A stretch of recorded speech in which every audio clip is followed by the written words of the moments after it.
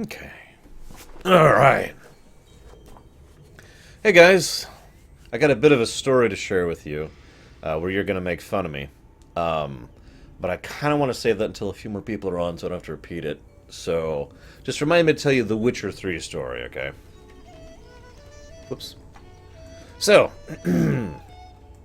welcome to the Valley of the Four Winds. Now, the Valley of the Four Winds is probably one of my favorite zones in the game in terms of, like, where I'd want to live. As I've said many times, like, this and the Jade Forest are kind of tied, mostly in this direction, for places I'd want to actually, like, retire at, you know, live at, and live an everyday life at, you know, raise Jane at, that kind of thing. Regarding, in terms of quests, I usually remember this place as very fondly, and part of that is because of the fact that there's some quests over here which are amazing, and there's some quests over here which are amazing, and there's one quest chain that kind of goes through here which is really good. And then there's the second time you come through this zone. This is the only zone in Pandaria that you actually go through. Well, you don't go through the whole zone twice, but, you know, you go through the whole zone, and then you go to another zone, and then you come back to this zone later. And that coming back to is awesome. It's actually one of my favorite sections in the Pandaria quest chains overall. So I tend to have fond memories of this place. That being said, so you notice I mentioned there's like one quest chain that leads all the way from the entrance down to this brewery. There's a bunch of filler quests in the middle. And those filler quests are, let's be 100% honest, basically padding. They don't really add a whole lot to the things that quests usually do. Even in most other WoW zones, the filler quests usually add something to flavor, to the lore of the, you know, to the setting of where you are, and helping flesh out the characters, or helping to flesh out the overall theme, or adding in like little tidbits of details of continuity, or fleshing out more of the, you know, that kind of thing.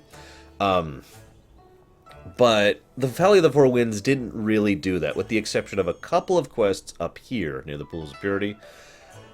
And again, the quests already mentioned with the chain and, you know, that stuff. And a couple of quests over the Silken Field, I guess, add some setting. But so there's a bit of padding in this zone. So forgive me, because, you know, there's going to be a bit of padding in this zone. Sorry, guys. And yeah, in response to Grunge, I have no control over ads since I'm not a partner. So, we're actually going to talk for a little bit here. Feels like we were in that forest forever. Let's go. We've got to explore the valley. Do not be too hasty, Lily. This is how I traveled Kalimdor, one stop at a time. No wonder it took you so long then. You can't explore anything sitting on your butt. So that's Chen Stormstout. You may recognize him as Awesome. He is probably the primary person with regards to Pandarans. You know, there's usually like the one human when you think of humans, and the one orc when you think of orcs. Well, actually, there's like 3 orcs, but you get the point. You know, Chen is that for Pandarans. He's pretty much the Pandaran. What are you linking, John? Come on, Uncle Chen. What are we waiting for? Relax, Lily. We have all the time in the world to explore Pandaria. Take some time to enjoy the trip. I would enjoy the trip more if we were actually going somewhere.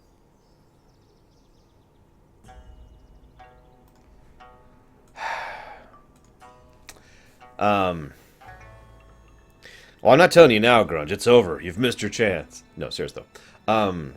So Chen wandered the world. He's from the Wandering Isle.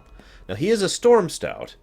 That means somewhere in his past, in his ancestry. Come on, Uncle Chen. What are we waiting for? Relax, Lily. We have all the time in the world to explore Pandaria. Take some time to enjoy the trip. Nice, Kelsey. I would enjoy the trip more if we were actually going somewhere. So yeah, so hang on. Let's go ahead and pull that down for a little bit. So Chen was, he's from the Wandering Isle. Some time in his history, he's from the Stormstout family line. Some of the Storm Stouts decided to journey off to the Wandering Isle back when people were still actually going to the Wandering Isle. He is here partially because he's been looking for Pandaria for some time, partially because he's a wanderer. He's effectively an adventurer in his own right, and partially because he wanted to find home. He'd never actually been to Pandaria, just like, you know, everyone else hadn't been. Now, there's this entire mini-series of comics, or short stories, excuse me, leading up to the release of Pandaria, which is actually following the adventures of that one right there, Lili. Lili is, I believe, his niece. She's also from the Wandering Isle, obviously. She's amusing. She's fun to heal with in Heroes of the Storm. I'm not going to summarize her adventures. None of them are really super important, other than the one that was significant, which I mentioned all the way back in Oldham. The only thing to really mention here is that she's really been wanting to get to Pandaria for some time, and this has been a really big deal to her. And Chen has been pretending it hasn't been a big deal to him, but it absolutely has been. He has been desperate to try and find his family and try to connect with some sense of home. When he's finally here, he's basically been forcing himself not to run around and just like, oh, Pandaria, you know. We actually saw him very briefly back in the Jade Forest at the Dawn's Blossom area. We'll be seeing him throughout most of this zone. His arc is arguably the primary arc of this zone, even though there are more significant arcs, long-term wise, that happen here, counting the pools thing and the incident over here, which I'll not talk about right now. No, don't even bother, Netherzeem. I'll find out for myself if I ever pick up Dark Souls 3. I don't even know if I'm going to or not. That's kind of dependent on you guys more than me. So, that's Chen Stormstuff, that's Lili. Before we go a little bit too farther, I want to go ahead and tell you guys the Witcher 3 story, okay? So for those of you not aware, my sister and I recorded the first Witcher 3 backseat episode today. It was several hours long, and we were both pretty happy with it. It's not perfect. We're still getting the hang of things and how our format that we're doing, which I'm not going to spoil for you. But I felt we did a pretty good job of it, and I felt that it was pretty awesome. So woo! After a certain point in time, something just kind of clicked in the back of my mind, and I realized that I had completely screwed up, and I went to check, and sure enough, I had. So, for those who don't know, I use OBS in order to capture my video and whatnot. And OBS, if you hit F12, stops recording. So about 10 minutes into this several-hour session we'd been doing, I had hit F12 for reasons I'm not going to share with you. I wasn't doing it deliberately to shut off the recording. I was just, I was basically mashing the keyboard. So the entire recording wasn't there other than like the first 10 minutes.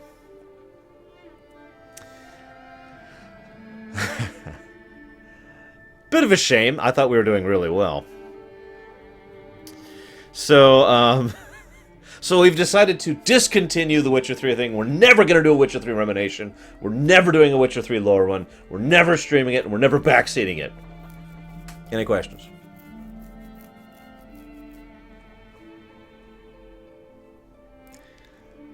Oh my god.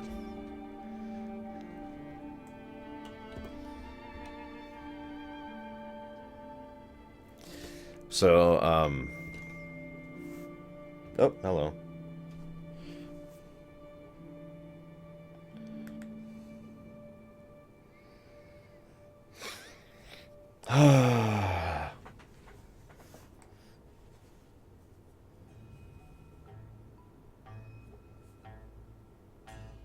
Yeah, we're not doing it live. We've both decided not to do it live. Sorry, I'm buying the Warcraft movie tickets. Yes, I'm already buying them. June 9th, we're going to be going ahead and watching the Warcraft movie. Do you guys have your tickets yet?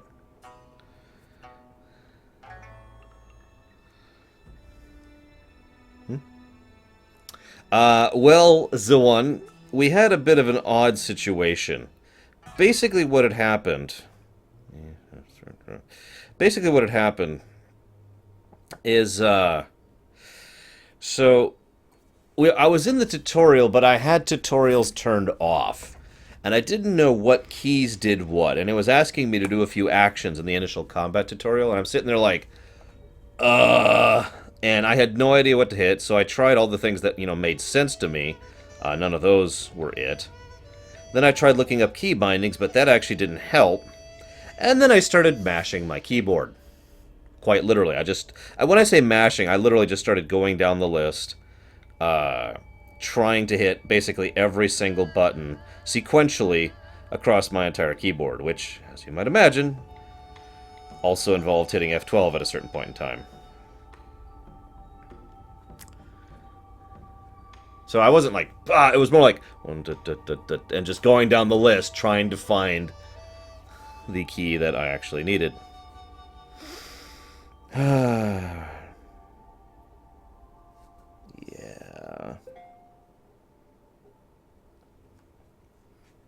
So, there we go. Warcraft tickets purchased. I will be going to the Warcraft movie that Thursday. Yeah, sure. We will be doing a Warcraft movie stream. That will be on this date, June 11th. So, for anybody curious of that, just a second. Taking a screenshot of my tickets. That's how I do it. I'm sure there's some better way to do it than that, but that's how I do it. This one, everyone's gonna be like, "You're just an idiot. Why don't you just do it this way?" I'll be like, "Okay. I am stupid. I didn't know." There we go. Tickets purchased. So yeah, we'll be going this night. Actually, we were planning to go the Friday it actually comes out, but we actually can't. Too many people are going to be busy that day, so we're going to be doing it that night instead. I have no idea, Mafia. Legitimately, I'm not even putting money down on if it'll be good, bad, or in between. I have no idea if it'll be any good. Oh no, we're going to re-record, Deutsch. We're going to start over from scratch, especially since we kind of messed up a couple of things. So, there was a funny scene in the aforementioned scene where I was talking about the key bindings.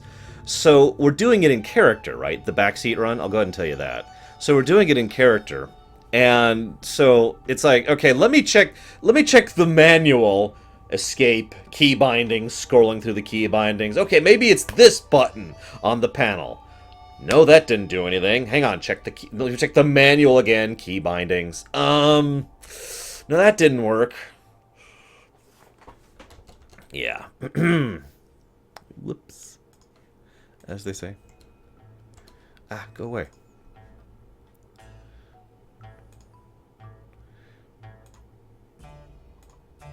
Hey, Samurai, I'm just saying, No, I'm not going to go with that joke. Alright, so, moving on. Ham. You seem a little parched. You were sent by Bolo, the keg mender, right? From the Drunken Hosen. How's his eye healing? Is his friend still hungover?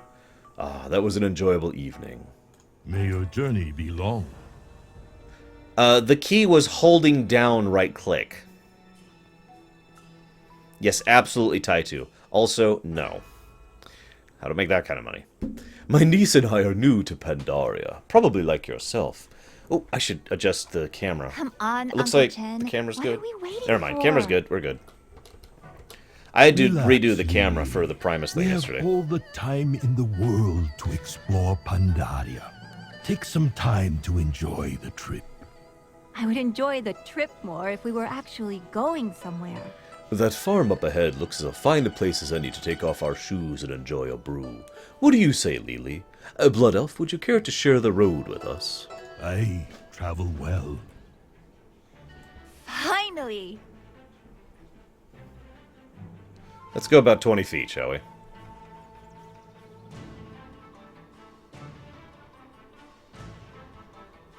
I am called Chen. And this is my niece, Lily. May we stay here at your farmhouse for a while? We do not have much in the way of money, but I will gladly share some of my famous ale with you. Greetings, Chen. Lily, you may stay, but I do not need any of your ale. Thank you. We will not trouble you for long. Yay, Pandaran Interesting. hospitality. He does not like beer? A very strange land indeed. Really, Uncle? We're stopping already? We only moved like 10 feet. Poor Lily. So, hang on, let's turn this in real quick. You are most welcome. Welcome, welcome, visitors. You've come to sample some of my son's turnips? Perhaps purchase a few pigs. Please, make yourself at home. I have plenty of room. I apologize for the state of things around here. The vermin and rabbity creatures down the hill have been pushing further and further into your family's farm. And our crops, which are normally bigger, are more delicious. By the way, they have been suffering because of it. I am no soldier, but you might be. Would you mind pushing some of these vermin off our land? May you find mastery in your passions. Pandaren is the one. Easy answer. I mean, it's funny, actually, because I imagine the Pandarans and the dwarves would get along famously. Can we go yet? Are you done with your beer? Almost.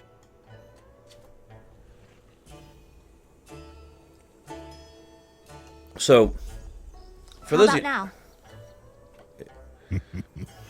Almost.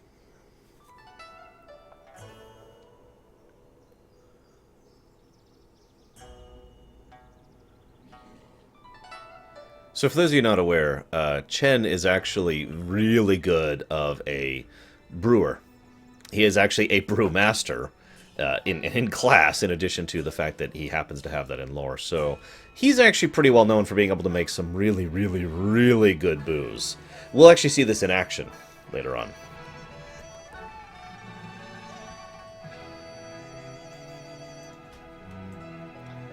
While some of the more tame forest Hosen have chosen to integrate with Pandaren culture, they remain at their core a simple race driven by passions. They love hunting, fishing, and will assault anyone and everything in their hunting grounds.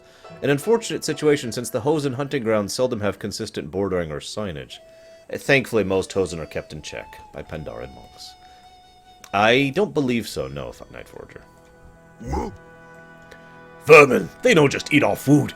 They try to start farms of their own. Problem is they're too ook and dumb. Oh, you don't believe, Muno? Last night they break into tool sheds, steal equipment. When we wake up, they find rakes and wheelbarrows planted in the ground. They was watering them. They was trying to grow wheelbarrows. Please, while you're out there, please unbury our stuff. Bring slickies next time. That's how... So, just to really emphasize this, that's how dumb the vermin are. A Hosen is calling them dumb. Also, they're trying to grow farm equipment by putting it into the ground and watering it. Considering I've only played it for a few hours, Grunge, I'm not sure I can actually make the determination yet. I'm not just saying that to be cheeky or whatever. I literally have only played it for a few hours, and whereas I've beaten the other two games, so...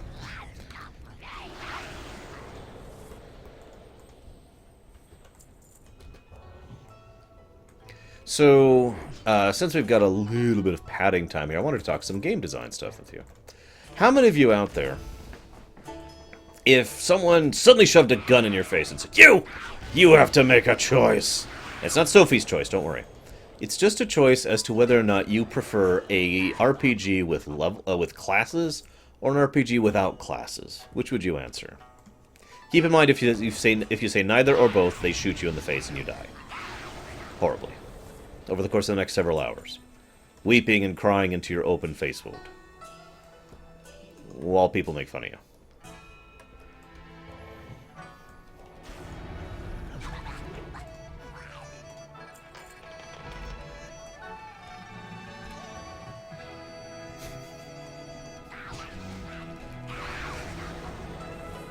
Okay, so Night Forager now has 2 holes in his face.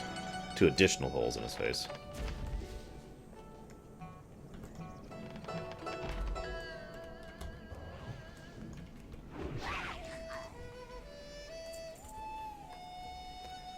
And yes, this is prompted by what you were talking about, Javan. It was just something that I had working in the back of my head. We'll say for the purposes of this, we're going to ill-define it. In other words, whether or not, for example, FF5 would be considered a class system, but by the same terms as World of Warcraft would be considered a class system.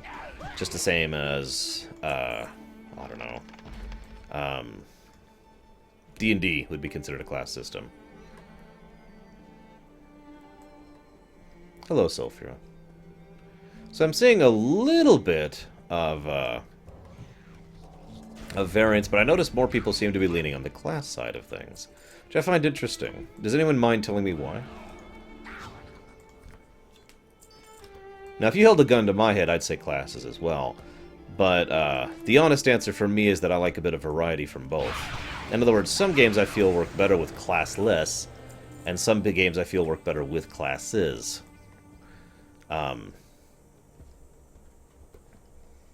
For example, I feel personally that Bravely Default would be lacking some gameplay-wise if it was a classless system. Same with FF5, same with Final Fantasy Tactics. By the same contrast, though, there have been classless games that I very much enjoy playing through. Pretty much all of the Elder Scrolls and the Fallout games are classless games. A game none of you have ever heard of or played called Asheron's Call is also a classless game.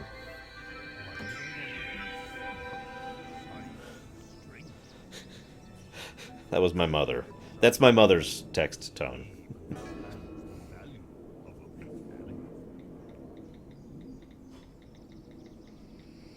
Yes, I'm going to stop the stream to message my mother. I shouldn't have to explain why. She's my mother.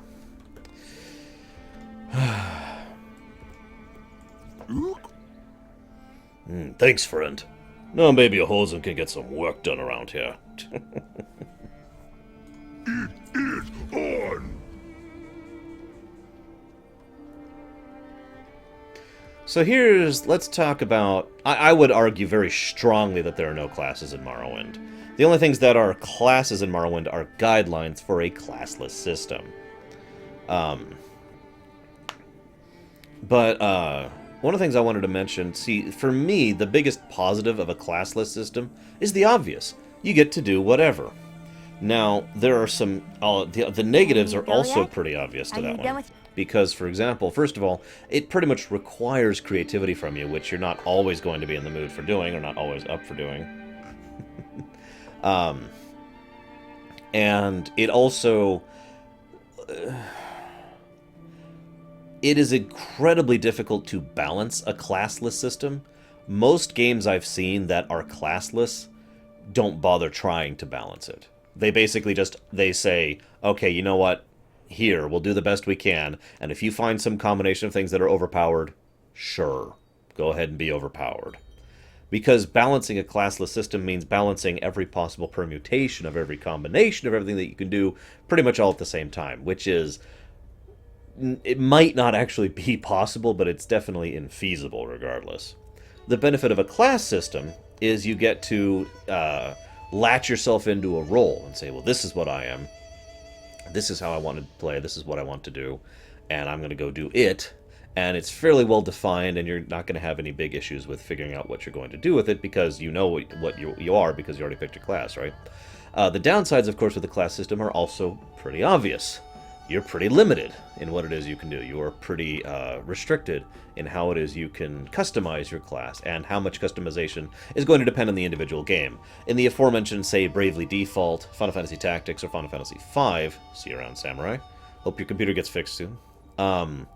Then you actually have a decent amount of customization of your classes, so it's still a class system, but you have a lot of options. By contrast, say FF4, which is a class system, you have what amounts to no customization whatsoever. Now, someone asked about FF10. FF10 is a completely classless system. FF10 has classes the same way Morrowind does. It has suggestions in your initial sphere grid starting point, and that's it. Everything else, just do whatever with whatever. FF12 is probably a better example of a classless system, at least in the non-international version. Sorry, mom again.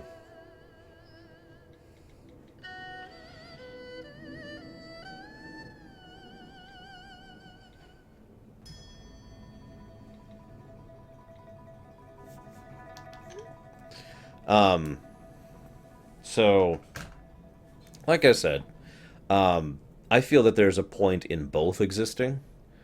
Now, this came up because Javan was suggesting that we go ahead and move to a classless system in pen and paper. And doing so is certainly feasible. It would require overhauling the entirety of the system from the ground up. It would involve making a new system, let's be honest about it. It would involve abandoning the current one and making a new one. I'm also not sure I could make that fit with the lore of the setting, because the setting was designed around classes being a big deal. But it's entirely possible. Basically, a classless system for a pen and paper game is actually somewhat simple to do, more so than you'd think. Because it basically boils down to, alright, each level you get or whatever, you just put points into whatever it is you want to put points into. Again, think about it like Elder Scrolls. Think about it like Fallout. Just, I want to raise this. I want to raise this. Very simple, really. Haha, Deutsch. Of course, if you want to go a further step, you could also remove levels from the equation. Have another method that has nothing to do with levels in order to gain customization points, whatever you want to call them, that then transfers out into exactly what it is you want. Which basically gives you, the player, total customization with regards to your... total customization with regards to your character. It again brings up the balance issue, and as the one points up, it does bring up the special snowflake problem. GURPS is very similar in execution to this situation. I don't like GURPS myself. I don't want to use GURPS. But there's one aspect of GURPS I like with regards to this, and that's the pluses and negatives system, which several games use. In other words, if you want to be good with a two-handed sword... I'm making stuff up. Okay, this is not literal comparison, but if I want to be good with a two-handed sword, that's going to cost me 10 points. Well, let's say I only have 5 points to spend, so I can't actually do that. But I really want to be good with a two-handed sword, so I'm going to take a detriment to my character. That will give me -5 to my score, which means I have a total of 10 points that I can then spend on the two-hander. So I'm really stupid or something, you know. I am worse at figuring things out or something like that. In exchange for that, so now I have the extra 5 points, I can get the two-handed thing. And I do like that kind of system, although it is a monstrosity to try and set up. So, and of course, this is also kind of related to WoW, because this has something to do with the big discussion I've discussed like 5 times now throughout the course of the Lorerun. The hyper-specialization versus the homogenization dichotomy, the problem, debate that has been existing in WoW for forever, and exists in other games as well, of course. Because, as Night Forager just mentioned, if you make a class, you're stuck in that class. That's kind of the point. You're not supposed to be allowed to say, you know what, I feel like being a warlock today. But of course, the same point could be made for a classless system. In a classless system, you could slowly put points into other things to direct yourself over there, but you're still going to have wasted the initial points you put into the first things. So, to use an Elder Scrolls example, let's say you start building up your destruction magic and your restoration magic, and you're like, you know what, I'd much rather be a melee. All the raising you did of those first 2 skills is effectively wasted as you now start to change directions in a new direction. That being said, one of the advantages of a classless system, if done properly, is you don't really have a level cap. You don't really have, like, a finite point at which you can stop customizing your character. So if you do it properly, you just have to kind of reset your progress and go over there. And of course, that brings up all sorts of balance issues with regards to things I'm not going to go into, but point remaining.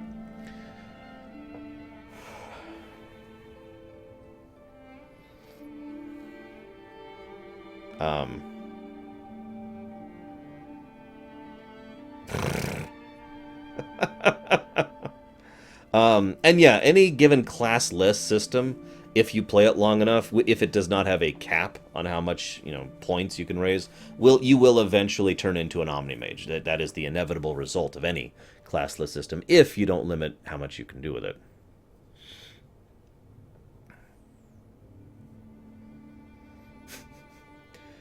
So, now, in my honest opinion, I don't think either of these are better or worse than the other. As I said, I think the world has room for both.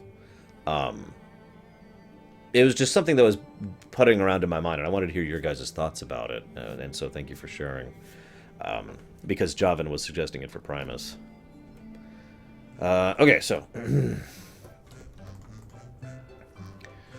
Oh, well, they're not all gone yet, but there's less of them, and they aren't holding their ears quite as high anymore. I'd guess that they're scared of you, Velvoxus. Your help here is appreciated. I'd like to give you another job if you're interested. My son, Ong, runs the small farm just down this hill. He should have brought me some fruits and vegetables this morning, but I haven't seen him all day. Would you go down there and see what's going on? Yeah, sure.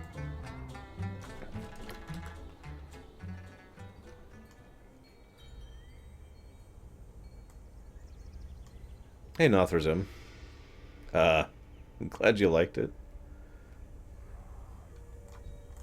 So, you may or may not remember these guys. That's Zhao. Greetings, Wanderer. I hope you remember him. He was the best fighter who was eating lots and lots. There's Lin Tenderpaw. We helped her to join the monk monastery. There's Ken Ken, the Hosen.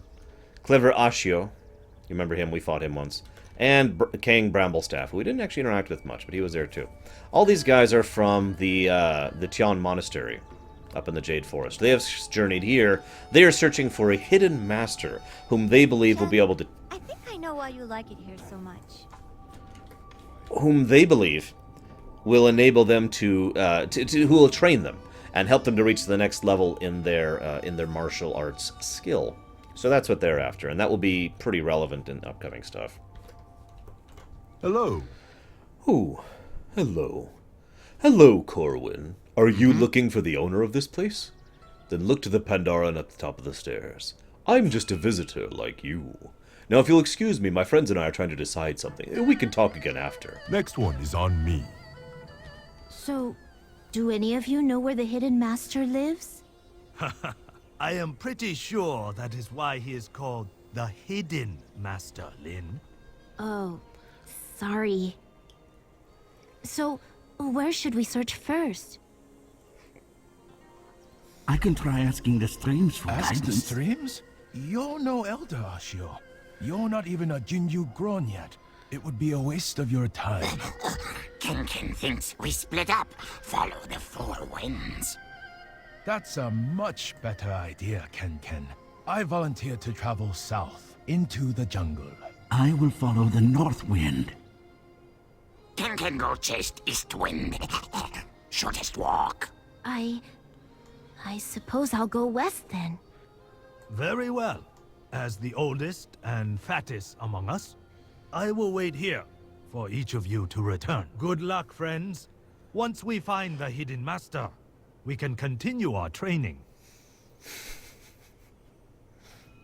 Congrats, Corwin. Tell me of your travels. Were you listening in? Don't worry, I don't mind. You're welcome to search for the hidden master as well. Although if you do find him, I'd appreciate if you came back here and told me where he was. Jade Serpent, guide you. So then we get quests to go to all these people. Ken, the Hosen. Personally, I'm impressed he's progressed so far in his training. He's got a brain between his ears, which is more than can be said for most of his kind. He's going to have some awesome quests later. Oh, excuse me. He was heading east, but as we're already on the far east of the valley, I can't imagine he went too far from here. Look for him at Zoo's Watch in the Krassaring Wilds. May the mists protect you.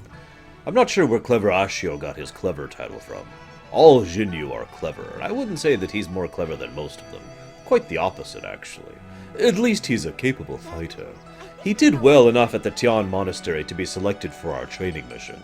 If you want to help him look for the hidden master, you can find him on the valley's northern border. Kang's pride regularly becomes overconfidence, which often leads him down dangerous paths. His current path is as dangerous as any. He is headed deep into the Krassaring Wilds.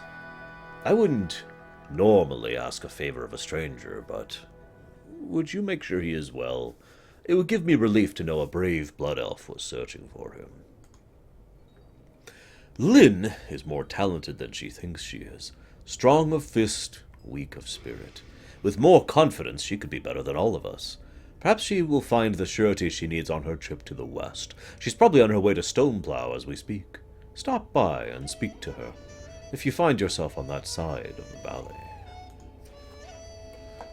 Whee! Quests, quests everywhere. In my face, in my hair. Damn.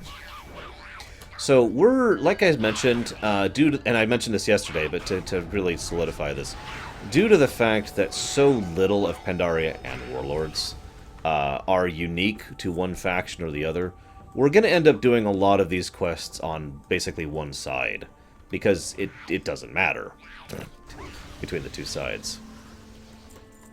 There's some hair up here.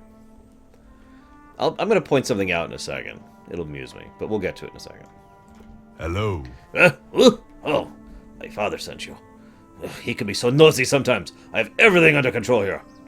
Alright, fine. I don't have everything under control here. I spent all morning fighting off vermin. I managed to clear them off my property, but they got away with some of my crops.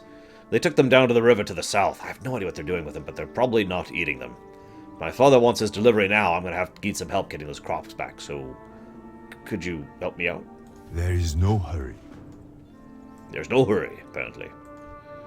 Tell me of your travels. I went off this morning to watch my papa fight the vermin. When I came back, the farm was full of marmots. I don't want to kill them, but we need to get rid of them. Oh, I know. We can fill the holes. Fill the holes with dirt so they can't come onto our farm anymore. I hope to see you again soon. And this is the level of difficulties facing the Pandaran people. They must deal with the incredible difficulties of having marmots that they have to punt. Like that. Oh my goodness, I am actually sweating in here. So, punt!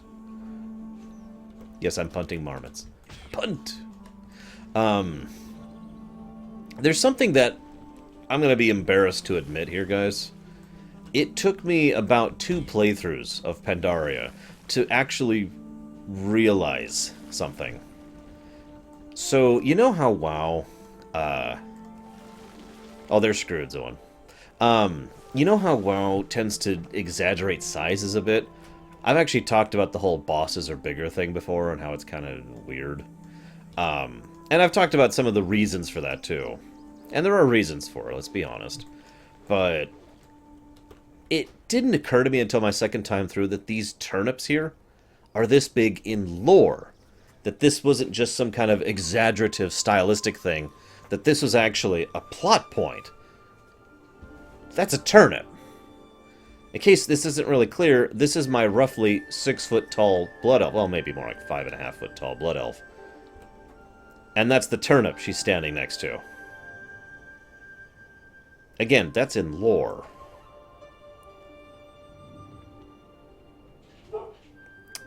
That's a watermelon. Here, let me, again, try to give you the perspective here so you can really get it. That's a watermelon. Again, this is a plot point. This is actually something relevant. And it also kind of helps to inform one interesting aspect of the nature...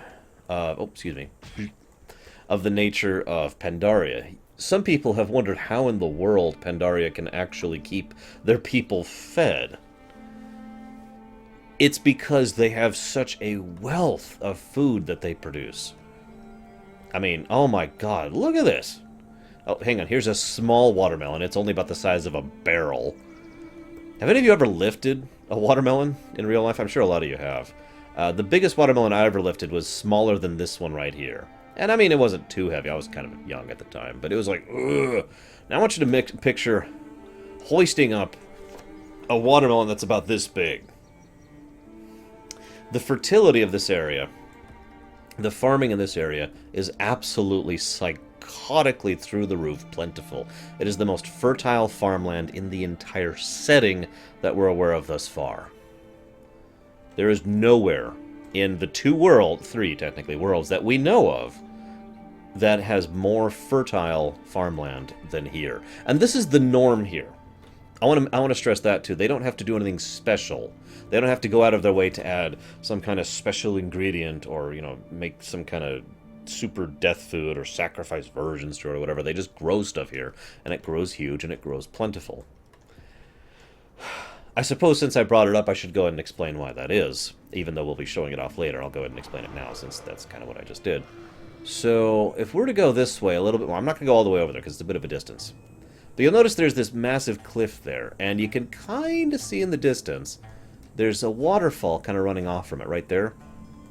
There's a few areas where water runs down, and you can see this whole marsh area, and the water that runs pretty much throughout the whole of this region all comes from that spot. You remember how I mentioned earlier that the water that isn't actually water, it's not just H2O, it's water that has been specifically constructed and crafted with Titan energies? That's what that is. In other words, this right here is not water. It is Titan water. It is magically infused, life-giving liquid. And so that is why this whole area is so fertile and so lush, to the point where you, random person who probably knows nothing about farming, don't mean to judge, maybe you do know something about it, but a random person who knows nothing about farming could go out here and probably get really nice, really amazing crops to grow. Just don't grow zucchini out here. That would be terrible. Welcome. And yeah, what Zawan points out is actually something that's also really relevant. A lot of why more primitive cultures tend to be violent is because of competition. You know, access... One of the biggest... This is actually true in setting, in addition to just in fiction in general, in addition to real life. In the troll lore, back before the Night Elves, back before all of that, the biggest reason why the trolls developed their militant, martial, violent lifestyle was because of the fact that they were fighting each other over hunting grounds. Because there was a limited amount of resources, as there usually is. So, here on Pandaria, that's just removed from the equation. There's a reason why... Just a few minutes ago, Chen showed up at Pong's stead, right? And said, hey, you know, I'm willing to offer you, booze in exchange for staying. And he just said, nah, it's cool. And he offers them food and time and stay for free. Now, yes, that's kind of Pandaran culture in general, but that culture wouldn't have been able to develop if not for the fact that food was such a plentiful, bountiful resource that they have probably too much of it. This also helps to explain why being an artisan of different types of cooking is a thing. Because you'll never run out of ingredients that you need to practice your particular craft of cooking. And this also helps several of the creatures, the game, the Kushun and the tigers and the other meat, for lack of a better term, creatures around here growing as well, because they also are infused with this water and also grow quickly and strongly, and therefore there's a plentiful resource of animals and game in addition to vegetables and fruit. Now that I'm not sure about, Rory, because Lord knows the Pandaren eat quite a bit, but personally, even despite their appetites, I'm pretty sure this massive watermelon here would feed multiple Pandarans for a day. I mean, granted that you don't want to eat just watermelon, but you get my point. Yeah, remember how we kept talking about how, oh, I should turn this in. Oh, hello. Here we go. May your days bring remember you how we joy. kept talking about how one of the biggest reasons why the Horde went to war and why Garrosh is, at this point in history, so popular is because he's been adding prosperity to his people. And one of the biggest reasons was just lack of resources, lack of food, you know, that kind of thing. Imagine for a moment if the Horde had access to the bounty of this farmland, you know? Ugh.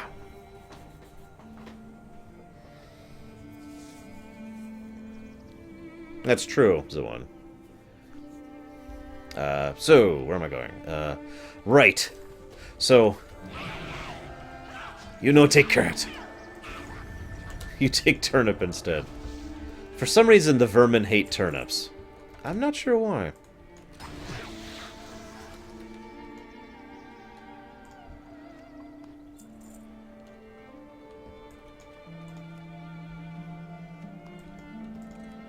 So as you can see, they're making watermelon boats.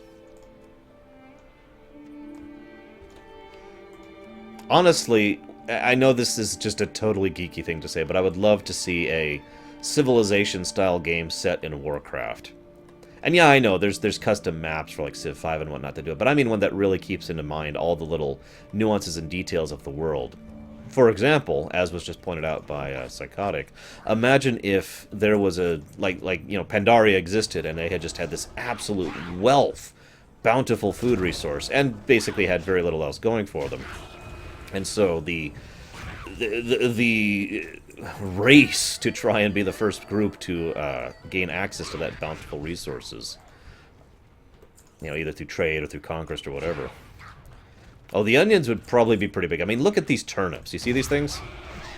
Now, these turnips don't look nearly as big compared to those watermelons earlier. But again, I urge you to keep in mind the scale here. These turnips are coming up to my hips.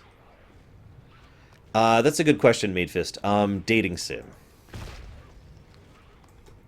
So, in case you're wondering what they're doing here, I'll be talking a little bit about vermin culture, such as it is. There really isn't a lot of vermin culture to talk about. But, so what the vermins have done is they have stolen all these turnips to bring down here to attack them. They are actively trying to destroy the turnips. Because they hate turnips that much. That's what they're doing. That's... yeah.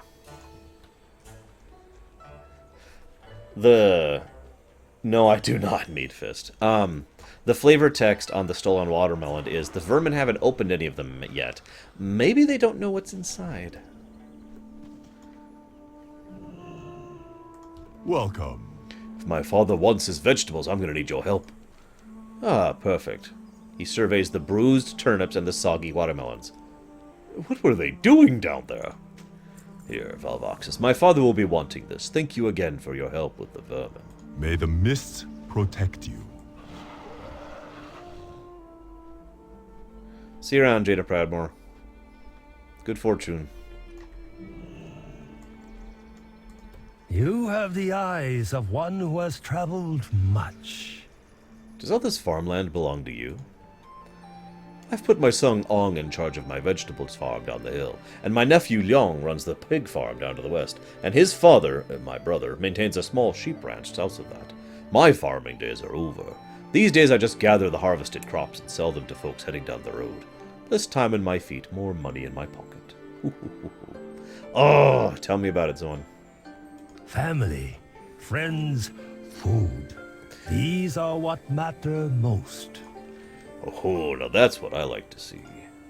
Most of these vegetables will be sold, but I like to keep some for my family.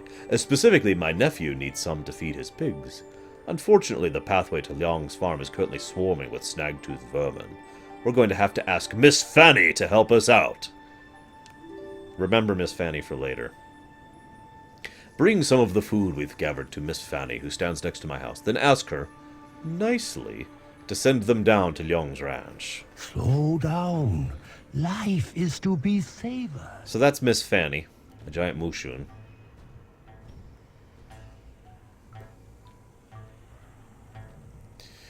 Alright, Miss Fanny.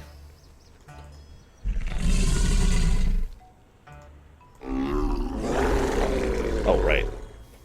So we need to get a turnip, a watermelon, and some extra spicy tofu down there. So first let's get a turnip.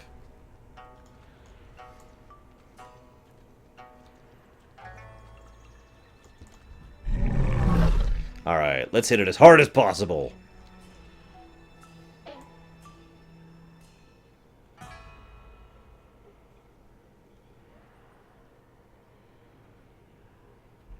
Oh, apparently that was too hard.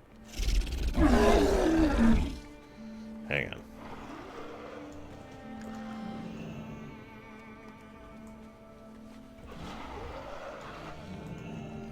Let's hit an average power to the turnip. There we go.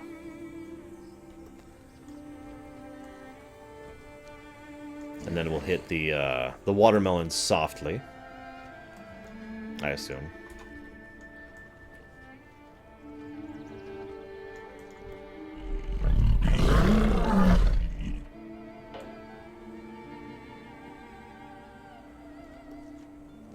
There we go. Alright, how hard should we hit the extra spicy tofu?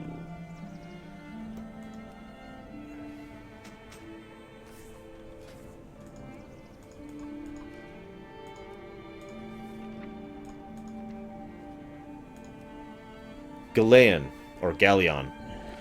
But Galean is who we're thinking of, Psychotic.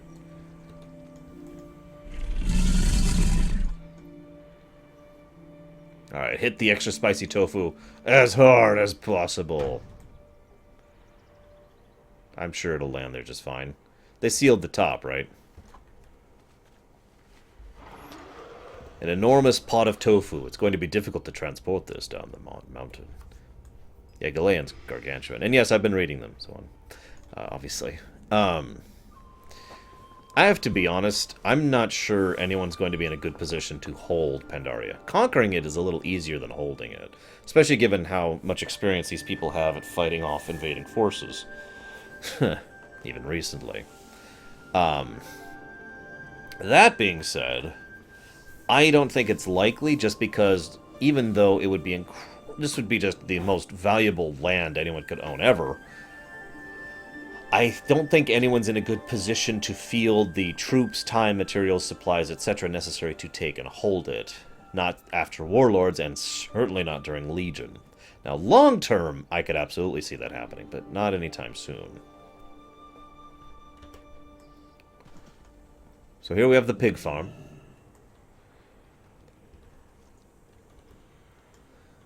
Greetings, Wanderer. I understand you're the one who set the food down from the uncle's farm. Come on, Uncle Chen. What are we waiting for? Relax, Lily. There is no all hurry. the time in the world to Hello. explore Pandaria. Take some time to enjoy the trip. I would enjoy the trip more if we were actually going somewhere. Ahem. My pigs are picky eaters, but those turnips and watermelons are some of their favorite. Jade Serpent guide you. I told you earlier my pigs are picky eaters. They need to eat meat to grow strong, but they don't like mutton. They don't like yak, and I'm not about to feed them any pig meat. They do, however, eat meat of the Mushan. They're quite partial to turtle. Both creatures can be found in abundance to the west. My skills as a hunter are admittedly quite weak. Can you help a young rancher out with his pigs? Here we are. Next one is Finally on setting me. foot in our ancestral home for the first time in our lives, and you want to stop and rest by a pig farm? Be patient, Lily. If we explore Pandaria too quickly, we will quickly run out of Pandaria to explore. That barely even makes sense. You're just saying that because you're lazy and old. I try to keep an eye on my stock, but every once in a while one of them sneak away. With all the confusion these vermin are causing, I may have let my guard down for a few moments, and some of my pigs escaped. Care to look for them? I'd start by looking down the hill to the west. There is no hurry. You are correct, Zoan. They are not required to keep the Zen balance thing anymore. It's interesting because I'm curious how long it will take, how many generations it will take before they stop doing the Zen balance thing. After all, they don't, like, as a whole, the Pandaren people, the greater bulk of the civilian populace, is not aware of the fact that the Shah are gone, and Yasharaj is gone. And therefore, they don't know they can stop doing that. Furthermore, I have a feeling that cultural momentum would keep them doing that, especially as an overall, for quite a while. But I also admit that, you know, now with that gone, see, in the past, anybody who decided to stray from the Zen balance thing would immediately cause an immediate, obvious resultant, and that person would probably die as a result of what they did. As I mentioned before, extremely few people survive Shah infestation. So that would just kind of naturally, it's a weird form of natural selection. Removing people who stray from that balance concept. That will be gone. That is gone as of now, as of the current time from Pandaria. So someone who decides to be more violent or more greedy or whatever will not face the more immediate, unavoidable repercussions of that, as opposed to before. Now, there still will be, like I said, I still believe cultural momentum will keep them going in that for a while. And I'm sure the other Pandarans wouldn't be too pleased with Pandarans who start to be, you know, less balanced in their emotional state and their self-control. And I imagine most Pandarans will still teach their kids the same things that they were taught, etc. It would be fascinating to me, as a total geek, to see what would become of these people in a century or two, you know? Also, the Legion attacks them in Legion. I have no idea what the results of that are going to be, but that's absolutely horrifying of a thought. That's like suddenly introducing Doom 3 to Pokemon. And no, I don't like that idea. Damn it. Some things should remain innocent. I guess we'll find out in about, what is it, 3 months now? Looks like 3.5 months at this point.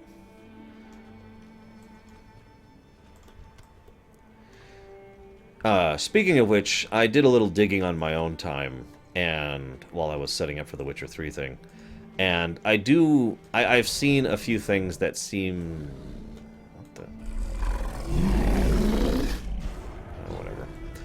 That do seem to be very clearly indicating that that big rumor about July 19th, I want to say it was. Yeah, July 19th. It's a Tuesday right there. Is... very likely to be when the Acclamation patch goes live. If it's not then, it's going to be within a couple weeks of then, forward or backward. July 19th would give them exactly 7 weeks of Acclamation time and of pre-launch event. And 7 weeks is a pretty good time. It's a little over a month and a half of time for everyone to get excited, for people to be interested in it, for plenty of people who have time and who don't have time. You know, in other words, people could only play a couple hours a week versus people who could play a couple hours a day, to have time to go through and actually, you know, experience the launch event. Especially since if it's like any of the other launch events, once it's done, it's not coming back. It's a one-time event, so, you know, they want to have enough time for people to experience it. And so forth and so on. So I'm going to go ahead and put my own prediction on July 19th as well. And yeah, it gives the hardcore crowd, both in PvP and in PvE, a chance to adjust the changes to mechanics. It gives the Theorycraft crowd a little bit of time to figure out some of the things that they didn't figure out in the beta and the PTR, you know, that kind of thing.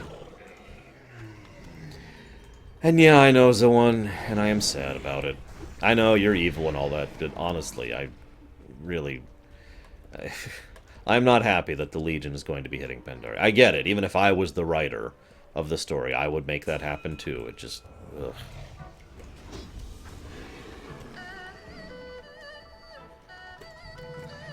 So these are the various pigs we have just picked up. Ling, she's covered in a fine white hair and a little bit longer than your average... Her tail is a little bit longer than an average pig. Then we had Smelly. He lives up to his name. And John. Surprisingly, he seems rather content to be carried around in your bag. Yeah, oh, God. Okay, I can tell you exactly what happened if these waters were infused with Fel energy. Because we've seen it. Right here, Shadowmoon Valley. This is what would happen if those waters were infused with Fel energy. Liquid Fel energy. I mean, just, yeah, Shadowmoon Valley. We also see a little bit of what that's like in the Tanan jungle. We see a little bit of what that's like in the Felwood. We'll be seeing a bit of what that looks like in Legion itself. Now, this is really messed up. We have just encountered a bug. Dun, dun, dun. So there are not that many Mushun spawns around here to kill. And 3 of them were literally locked in evade bugging status over here. See? And they're just kind of fully evaded out. And if I could get right on them, maybe I could fix it. That's not actually true, Kay. You see that water over there? Well, that's not water. That is liquid energy. As we discussed. I actually haven't seen this bug myself. This kind of sucks. See if we can find some other Mushun around here. Oh, there's one. I keep saying Mushun. I really should say Mushan. So I apologize for my terrible pronunciations, guys. It'd be nice if the drop rate was at least 100%. Why would we be talking about real life in World of Warcraft? You're so weird, Kay. Besides, liquid energy does exist in real life. It's called Red Bull. Well, admittedly, I have not gone through all the quests in a decent period of time. Not counting a few specific ones, and of course the Lorerun. Wow, that is a large watermelon. Holy crud.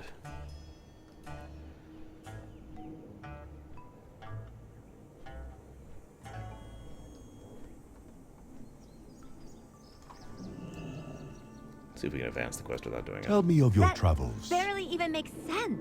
You're just saying that because you're lazy and old. Ah, here they are, back into the sty with you now. Thank you, neighbor. I am truly grateful for your assistance. May the mists But unfortunately, protect I you. don't have another quest for you. Because, you know, you need to go kill Mushan. So this would be a great time for discussions or Q&A or whatever, because I need to kill these Mushan to progress through the chain. And it appears there is one Mushan that is not currently evade bugged. So I'm waiting on a respawn of one mob to get 4 items that are not 100% drop rate.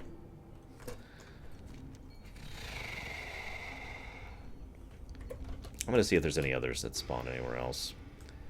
Wowhead, come to my aid.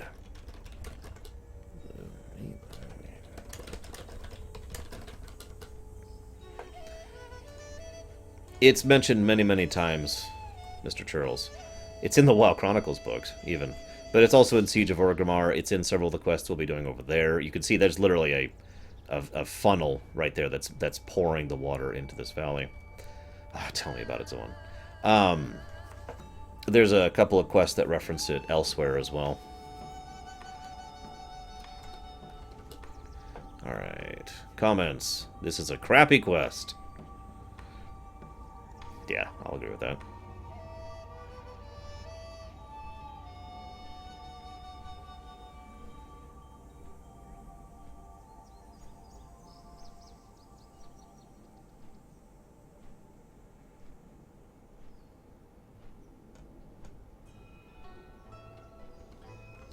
Apparently there are others somewhere nearby, but it's not giving me location, so I'm just going to roam for a bit. Oh, oh.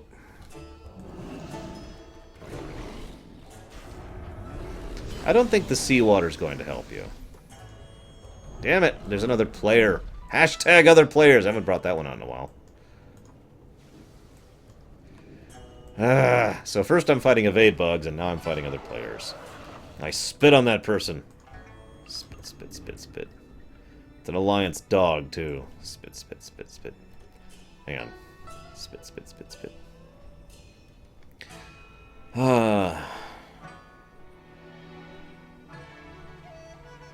What do you mean, Kay? I mean, the liquid energy is... the liquid Titan energy we've been talking about is designed. It is something that was engineered by the Keepers, specifically.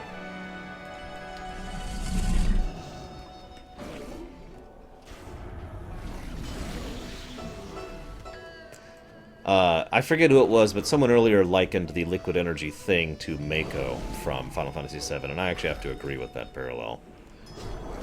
Because Mako is itself liquid energy. It's not actually liquid in the strictest sense of the word, any more than this is water.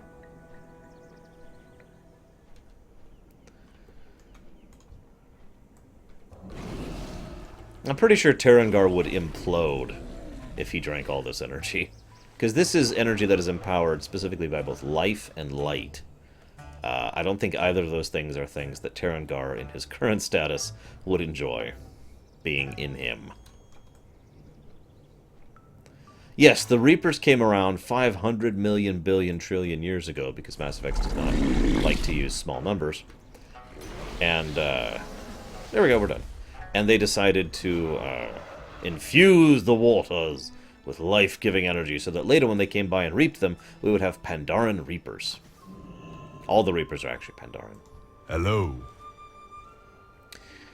Hurts my ears to hear their hungry squeals. Once you've been a pig rancher for a while, you can distinguish hungry squeals from regular squeals. You're not just a paladin, you're a butcher, too? You've got an eye for quality pig food, neighbor. There you go, girls. Courtesy of Volvoxus. And he just tosses the Come on, Uncle the Jen. meat into the mud pit there. I'm not the only one having trouble with his stock, it seems. One of Francis's sheep has wandered over to my ranch for the 3rd time this week. I'm beginning to think he needs help tending his flock. You should check up on him and bring this poor thing with you. Oh, she would be in my faction, Night Forager. Scared and trembling. For some reason, this baby sheep does not want to go home. I wonder why. I'm sure it's fine, though. I'm sure there's nothing wrong over here at all. Hey, where's the rancher? Oh, there he is. Hello, Francis. Who are you supposed to be? Oh, you have one of my lambs? You really shouldn't have brought the lamb back to me. He was safer in that pigsty over there. You're fun. And there he goes. Bye, little sheep. Enjoy being eaten by the hawk. Tell me a story before you go. Okay, I need to answer some questions. So, that's a good question, Zawan. Depends on how much of the Cult of the Dam still exists, since they were kind of destroyed after Wrath. I mean, I know there's scattered remnants, but they haven't been a major power since then. Same thing with the Twilight's Hammer after Kata. They still exist, just not as a major power. Which add-ons do I think are most beneficial and useful? Most of my add-ons are either cosmetic or informative. For example, I think Arcud, Bartender 3, Z-Pearl, Quartz, and Mapster are pretty much mandatory from my personal experience, because there's so much that they add to the UI, basically. I also really like ADI bags, ADI bags, which is what this add-on is. As you can see, it's an auto sorter. Anything else is just shrug. I also like Elcano's buff bars. That's what this is up here. And I have a few other little things like Mogget, which won't really be necessary in the next expansion. And Ice Tip. A couple others like that. So I would say those are the mandatory ones. Everything after that is just... So, to genuinely ask, which faction do I think Commander Shepard would be in WoW? I can only assume you mean my Shepard. I'm going to assume for a moment that you don't mean my Bastion agent, but the personality that my Bastion agent had while she was Shepard. And in that case, I would say Shepard would probably be part of the Argent Dawn, the Let's Go Have a Brain faction, or the Earthen Ring or the Emerald Circle for the same Let's Go Have a Brain kind of mentality. Probably the Argent Dawn if I had to pick one. Rank the Disney Renaissance from best to worst. They're all equally the same. I also don't know what you're asking me. Now, Meadfist mentioned something that is actually still debatable. So, I'm going to talk about this much later when we get to Warlords, but there's a section where an undead person kills Admiral Taylor, and he mentions the Master. We still don't know who he's referring to. We still don't know who he is, or where he's from, or really any of the details about him at all, other than the fact that Undeath was involved. So, I don't know. I don't know if that's actually the Cult of the Damned. I don't know if that's referring to the Legion. We do know the Nethrezim, in particular, have competency over Undeath. I don't know if he's referring to the Third Lich King. I don't know if he's referring to Kel'Thuzad. There's no idea, basically. No idea what's going on with that. I wanted to save that for later, but, since it was brought up now. Also, no, I am right-handed. I am not Sinistral.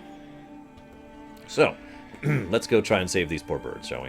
Where are you And by from? birds, I mean lambs. First the hawks came. You've probably seen them circling above. Then the wolves came. I think they smelled my weakness. I'm not nearly as brave as Master Shang thought I was. The Master will be quite cross with me if I don't do something about these beasts. Can you help me, ma'am? Come back soon. I've been thinking, the wolves might stop attacking if we kill their pack leader. We call him Lupello, and he patrols the opposite riverbank. His concentration is broken by another attack. Maybe you should go deal with Lupello yourself. Where are you going? Hello, Toaster. Those poor lambs.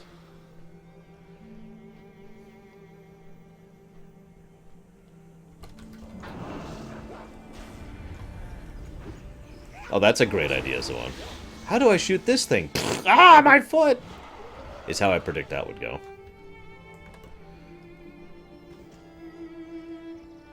By the way, you're not actually supposed to have flying at this point in history. Pretty good. I screwed up the Witcher thing earlier, but otherwise I'm doing well. So we're going to have to start over. Natch.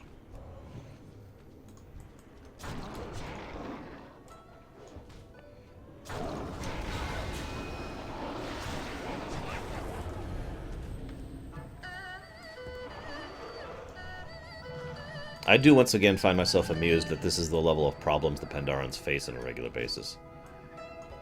Animals taking away their livestock. Now I know that I'm not trying to make fun. That is a actual problem. It is a real problem. I'm not arguing that. What I'm saying is, compared to the problems that the rest of Azeroth and Outland and Draenor face, that is so small scale. I was actually talking to my sister about that just today, about how refreshing it is to have to deal with small problems for a little bit. Of course, we'll deal with big problems later. I'll save you, sheep. Oh, I actually did it. Hey guys, I saved a sheep. Yay. And then the sheep vanished from sight. Hi there. They're not stopping. But at least we fought back, right? Bye-bye. I know I'm not the one fighting them off. Maybe I'm not cut out for shepherding after all. Come back soon. Uh-oh. Here comes the master now. Oh god, he's gonna beat me. He's gonna beat me. Francis, we need to talk. What do you need? Francis, you need to show bravery. You have everything it takes to make a great shepherd except the courage to face your fears. You, stranger, you helped the rest of my family. Francis is like a second son to me. Show my apprentice what it means to lack fear. Use this rope to lasso and defeat one of the great hawks above us. Enough of that. I can do that. Come see me when you are finished, Valvoxus. I live in a small farmhouse down the road. Okay. I can do that.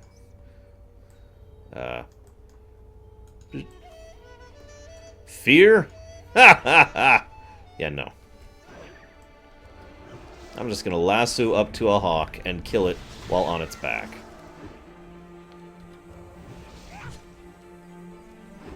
After all, remember, fear is one of the Shah, so that is an issue for them. And plunk. And that's how it's done. Any questions, kid? And that's true, Meatfist. It's just, I don't know. Oh, that would upset me, Netherzeem. Kel'Thuzad is such an amazing character.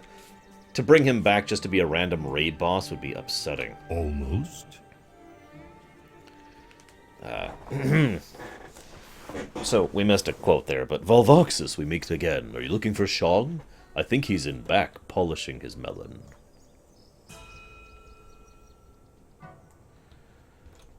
Slow down. You lack fear. I can sense it in your heart. Francis has taken longer than I expected to become an effective shepherd. We all go through these phases. My son Yang was weak once too, as was I. But he will learn. It is the Thunderfoot way. Goodbye. Yes, Lily. But the bottom of this mug is very interesting to me. I'll leave without you. Don't think I'm bluffing. I don't need some smelly old uncle to hold my hand. Why are you so impatient? Are you worried that the mists are going to come back before I finish my drink? Well, now I am. Sit down. Have a drink. Ooh. Let's get going. There's a whole big valley waiting. Yeah, we just heard that quote. Hello again, Valvoxus. What is this, the fourth time we've run into another already? Say, my keg is becoming quite empty. I've heard mention of a brewery to the southwest, and that's where we're headed. Would you care to join us? Come back with some stories. All right. I suppose we have stayed here long enough. These Thunderfoots are good people. But they do not have enough ale between them to fill a cask. Let's go find something to drink. Shall we, Lily? If beer gets you off your butt, then sure. Let's go find you some beer. Farewell, Shang. You kids have fun at Mud Mugs. And thanks again. You're welcome. Okay, so, hi Norlix. It's going pretty well so far. I feel like we've been doing a good job now that I'm back into the swing of things a bit. Takes a weird mindset, and I really wasn't in that mindset, so the first couple of days were kind of not so great. I feel like I did a good job yesterday, though. Uncle, look. There's somebody up ahead. He looks weird. We are the outsiders here, Lily. We probably look even weirder to him. Only because we're traveling with this outsider. Thanks. Oh, sorry, but you do kind of stand out. It's okay. I've got burning metal, literally, on my shoulders. Hey yo, stranger! We are looking for a brewer named Mudmug. Do you know of him? I'm Mudmug. Who's asking? I like I am Mudmug. called Chen. And this is my niece, Lily. Y'all any good at fighting vermin? Heck yeah, we are. I've probably beaten up about, 1,000,000 vermin back on the Wandering Isle. You have a vermin problem? Aye, we will be glad to help you, Mudmug. All right then. My place is just around the corner. Come on, let's get to that critter womping. See you around, Zoe. I told you he was weird.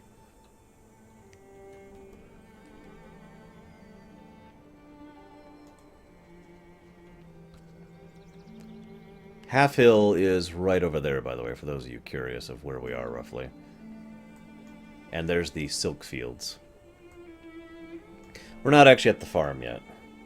Although we do... This is where we get the farm, is in this zone. Some people hate the farm, some people loved it. I thought it was fun, but ultimately just a diversion. Also, I do very much prefer the way they do escorts in this expansion than to how they've done in most of the other ones. Not only do they move at a proper pace, as Psychotic pointed out, but they're filled with activity rather than just walk, walk, walk, walk, walk. Random fight! Walk, walk, walk. Instead, it's like run, run, run, cutscene. Up again? Really? So, just to show it off, that's Galen. Yes, the one I can see from over here on the other side of the river. Just by myself, Horton. See him right there? I might go tag him. Just for the fun of it. Yeah, I'm with you on that, Netherzim. Come on. Oh, don't tell me I... Did someone from another... They reset him or something. Well, okay. I'm not sure. I was going to tag him just to see if I got the mount. That would be hilarious, wouldn't it? If I get them out of my level 91 non-anything alt, well, I'm going to abandon as soon as the Lorerun's over.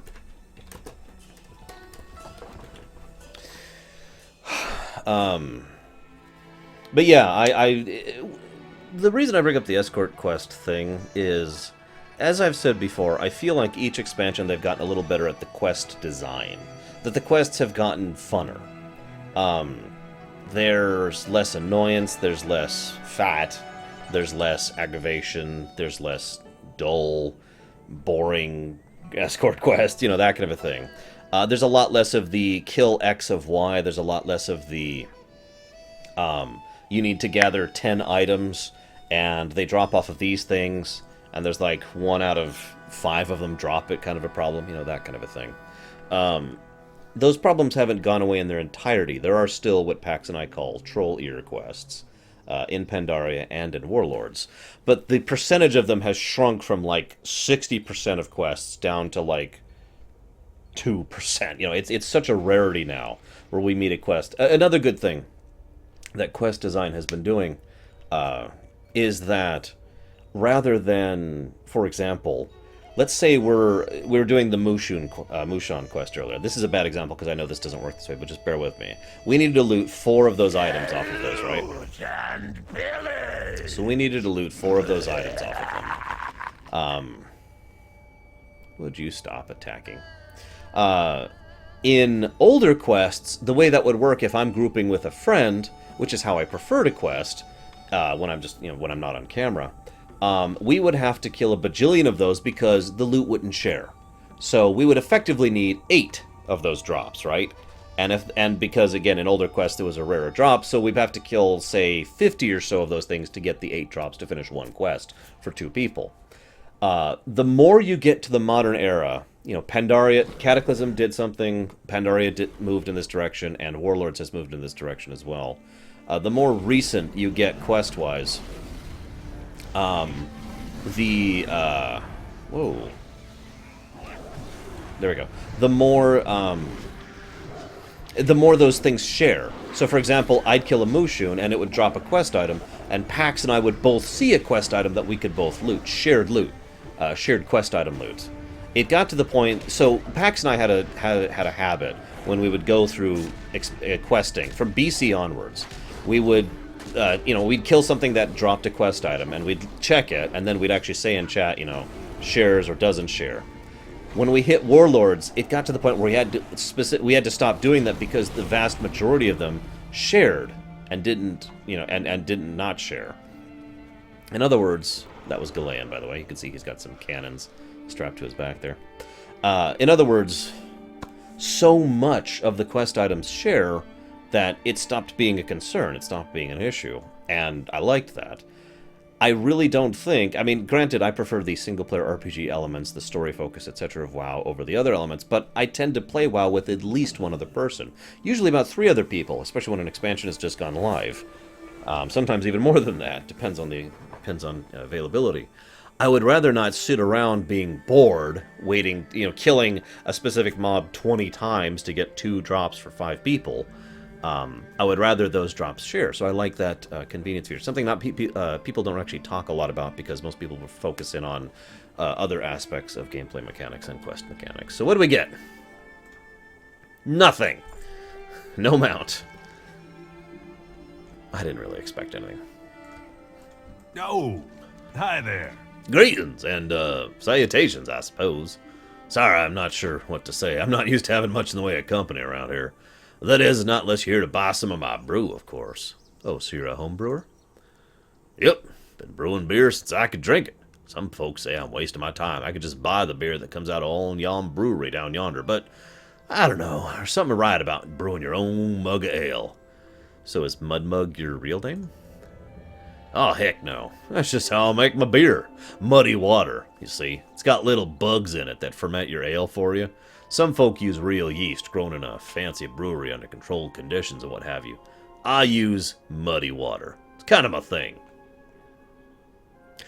I guess I'm just not what you'd call cultured.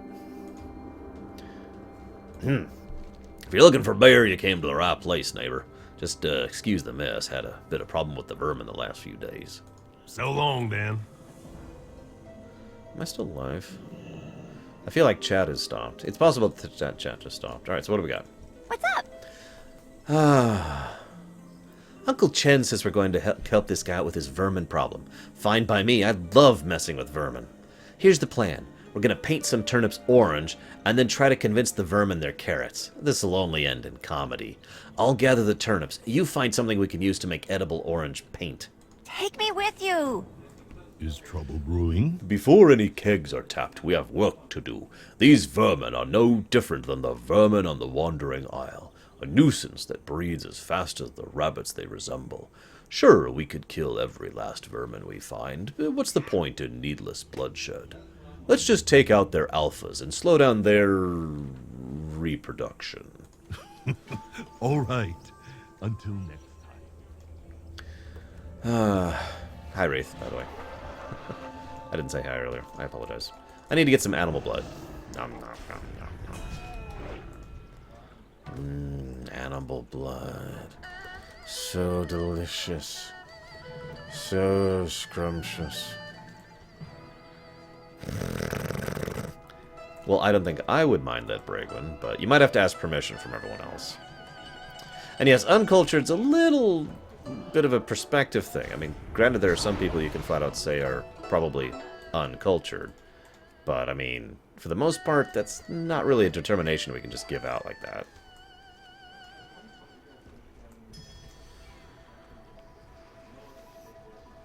Well, we could talk about Lily now. Actually, I'd rather we not talk about Lily now. We'll talk about Lily tomorrow. How's that sound? Because we're not going to finish the Valley of the Four Winds today. There's no way. I mean, seriously, it's not happening. This is a fairly large zone with a fairly large amount of stuff to do, and we haven't even gotten to the really good stuff yet. Also, Alliance dogs. I went trying to look for that quote about, oh, you're not supposed to like the other faction. I couldn't find it, but I remembered another aspect of it which also pissed me off. Basically, they were trying to say that they're trying to convince you that they're trying to encourage players to hate the other faction by ensuring that there is still competition between them. This is funny because one of the things we talked about not too awful long ago was the idea that one of the reasons the Pandaren had such a peaceful culture as they grew up was they lacked competition for basic resources. And one of the most basic fundamental forms of competition amongst any given civilization is limited resources and competition over it, right? I bring this up because I find this wonderfully Darwinian and actually horrible that Blizzard feels they are at the point now where they're like, well, you know, we feel like the two sides are being too chummy with each other, so we need to encourage them to fight each other by ensuring that they both have limited resources, aka in this case quest mobs, and they have to fight amongst each other for them. I mean, seriously? So this is, let's give you an insight into vermin technology. This is Genanya, the Clawblade. You can tell I think it's a she, is the Clawblade because she has rakes that she's wielding. I'm serious, she's wielding rakes.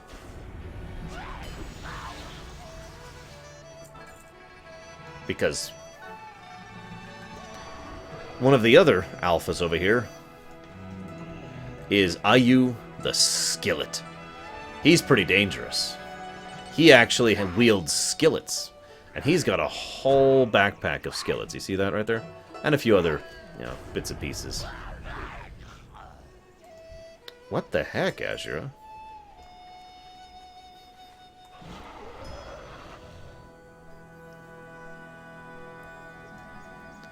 And of course, finally the one we're going to have to wait on a respawn because I hate the Alliance, because Blizzard wants me to. The other player's hashtag would cease to exist if Blizzard would, you know, stop artificially making it so that just because I happen to be on a different side than you suddenly means that I don't get to share quest credit with you. I'm going to be blunt and say that I think that's ridiculous and stupid. So this is Frenzy Hop. He has a frenzied hop. Good night, Meadfist. Wow, Ashura. I don't think I've had that happen before, personally. I think. I have screwed up several things with regards to microwaves in the past, though. One time, without actually meaning to... Yeah, I mentioned that, Django, that I'd have a late start because I was doing the Witcher 3 backseat run today. Kind of without meaning to, I sort of accidentally kind of put some tinfoil in a microwave. I caught it immediately, because it makes such a distinct sound that I was immediately just BAM! And managed to get it open. Didn't actually ruin the microwave. But sure gave me a start. And I agree with that, Night Forger. It's a little ridiculous that just because you hit a mob first, that I don't also get to share credit in it. Just because we're different factions, too. Keep in mind that the same faction thing is... Like, especially as of Warlords, and this will be true in Legion as well, we will be able to do the exact same thing if we happen to be the same faction, but political boundaries will ensure, you know, blah, blah, blah, blah, blah, blah. I've said enough about this, I'm sorry. I talk so much about how much I hate the forced artificial dichotomy between Horde and Alliance. I apologize, I know you're sick of hearing it. I'll probably keep talking about it in the future, but it just aggravates the crap out of me. What you doing? We have stuff ready to make the paint? I went ahead and gathered some turnips. Whoa, whoa, whoa! You brought black blood? I guess I should have looked around for half a second before I asked you to bring me something red. Yeesh. Okay, Uncle Chen's got his eye on me, which means I won't be wandering off anytime soon. I guess it's up to you to take these turnips, I mean carrots, into the Twisted Warren and deliver them for me. It should be pretty simple. Just toss vegetables in front of vermin and watch their reaction. Bye now. So, got any stories? Good work, Valvoxus. You're not bad in a fight. What do you say we team up for the next part? We've dealt with the alpha males. I like how that Alliance player went PvP, by the way. Now let's deal with the alpha female. Vermin aren't terribly selective when it comes to breeding, but most broods will still have a dominant mother figure. She's usually bigger, meaner, and tougher than everyone else in the brood. You know, I wouldn't mind testing my skill against a Warren mother. Do you mind if I fight alongside you? May your journey be long. Yellow. You and that Chen fella are good people, helping with the vermin like you are. I don't like to ask for favors, but I ain't gonna turn them away either. While you're out there putting the hurt to those rabbit men, you wouldn't mind keeping an eye out for some bags of hops, would you? Pretty sure they lifted them last night. Probably using them for pillows, knowing how they are. See ya. Ouch, Bragan. So, the backseat run just started and failed miserably, Shadow, so it hasn't actually started for real yet. So I suppose that's your answer, Shadow, to your real question.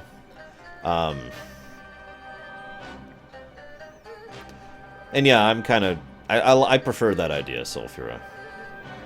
See, the thing is, so let... whisper it to Bragwin, Netherzeum. Oh, you actually found the quote? Oh, dude, I'm totally gonna... I'm gonna read that quote out loud as soon as you whisper it to somebody. What was I gonna say? Words. I think the biggest thing, if I could just rant about the Alliance Horde thing for one more second, the biggest thing that pisses me off is it's mandatory. There's no option to say, you know what, I'm cool with both sides. I want to work with both sides and be totally friendly with both sides and be able to play my Draenei with my Forsaken, you know? That's not an option. It's not available. It is absolutely enforced upon me that, oh, you must hate the other side and you cannot interact with the other side and you're hostile to the other side, etc., etc., etc. And as I've said many, many, many times, I don't like things being forced upon me, and I especially do not like that kind of enforced thing on something like role-playing.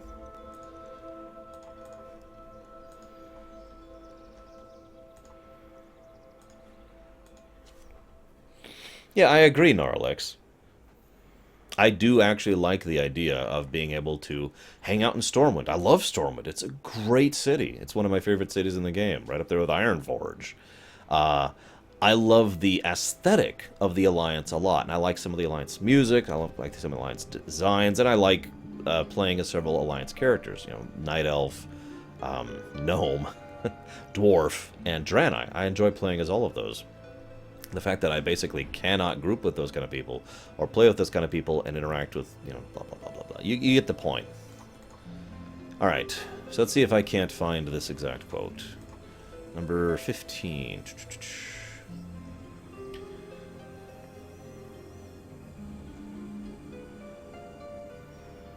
So, here's the response. So I'm going to read this out for you. Why not make... So this is a Blizzard post, okay? Why not make tapping unlimited or unlimited per faction? Once we allow for unlimited number of tappers, several things happen. First, loot dropped from the creature is potentially unlimited. Each new person jumping on the tap will increase the loot dropped per server. As a consequence, loot drops might have to scale down to very infrequent drop chances. That's actually not true, but I'm not going to address the math of that right now. With a maximum tap limit, we can keep drop chances to a more reasonable value for an individual player. Second, the correct way to play the game becomes a 40-person raid group. That is also not true, but again, I don't want to address that right now. While this is awesome for group content like rares and elite bosses, it would invalidate any interesting spawning or challenge with world quests that are intended to be completed by a solo player. Limiting the power potential of the group helps retain challenge and gameplay. So later on, someone talks about the whole, you know, in response to this, okay, so you're allowing... So the way they're doing this in Legion is they're making it so that... I'm just going to read word for word. Most creatures you'll encounter will now allow up to 5 players on their tap list by default. The mob's name will gray out when you can no longer obtain credit for attacking it. Parties are a special exception. We'll allow your entire party onto the tap list if one person is on the tap list. Rare spawns, world bosses, and quest bosses will largely continue to allow unlimited tappers. And that's true in Warlords too, so that's nothing new. So, the question is then asked of that blue poster... Why does this not apply cross-faction? This is a very good point. Allow me to elucidate the current reasoning for discussion. Long story short, you're not supposed to like the other faction. You should be encouraged to shoo them out of the area or initiate PvP. You should not be working together, be working together unless the threat is looming and a great one like a world boss. That said, if there just aren't enough spawns in the area, that's a fix we need to make to respawn timers and thresholds. That is a separate, if valid, point. So, there you go. According to a blue poster amongst Blizzard, if we're upset about the fact that we can't coordinate with the other side, it's because that's the way they want it. It is working as intended, and they know what we actually want, and that is to hate the other faction arbitrarily and for no good reason. And so they encourage that. If you can't tell by my tone, I do not agree.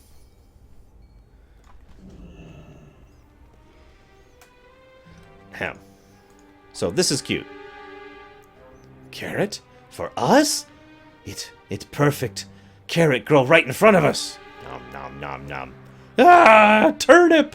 No! Get away from it! We have been tricked!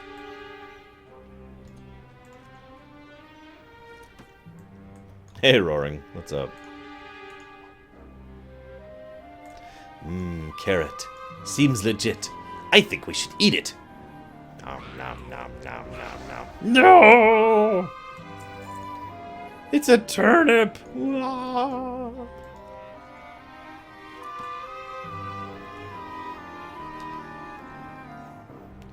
Honestly, I feel some of the Alliance versus Horde stuff is a problem because the actual developers disagree with each other on the subject. You know what I mean?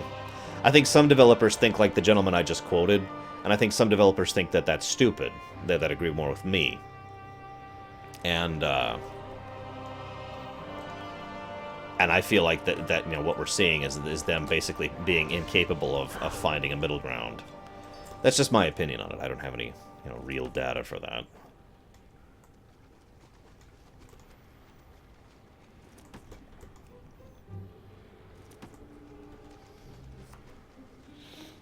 Congrats, Marley.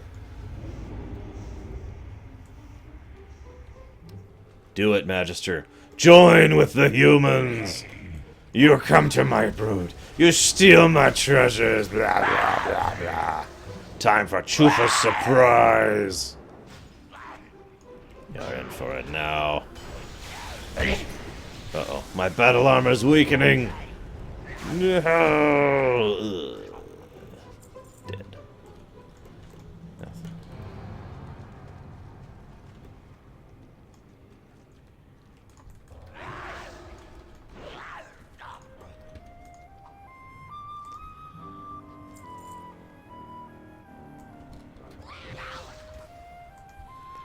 Unfortunately, they're not saying the quote, but one of the quotes these guys can say when you trick them to into eating a turnip is, "I love this carrot. I love it." It's very cute.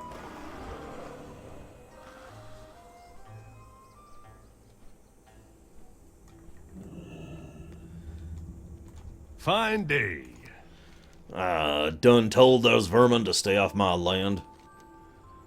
Oh, thank you kindly, ma'am. You're a real sweetheart. Yep. Oh, uh-huh. I love messing with vermin. All right, let's go. Yo. That should take care of the vermin for a few weeks at least. Enough time for Mudbug to get a few batches of beer uninterrupted. And isn't that what's really important? I'd say we've earned our reward. I can't wait to taste what Mudbug's been brewing. Also, okay, what other kind of armor is there? I mean, I hate to say that, because I'm not trying to be derogatory. Like, as of this exact moment in time, I can't think of armor that doesn't involve combat, so help me out. Come back with some stories. Mudmug, this is fantastic. Oh, strong, too. Oh, thanks. Most folk round here prefer it over anything from that Storm Stout brewery. Wait, did you say Storm Stout Brewery? You know of more storm stouts? Here in Pandaria? Well, shoot. Of course. They're the biggest brewing family in the whole valley. A brewery? My family. My ancestral home.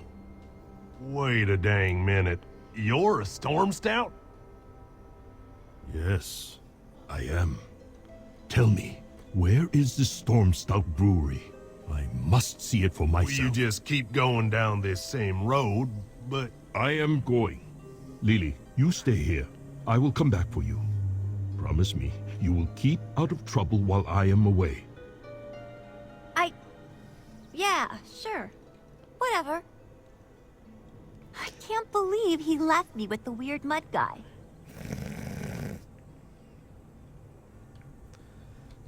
I was asking for examples, Kay, other than hazard armor. I do too, Gnarlix. Ahem. Peppers.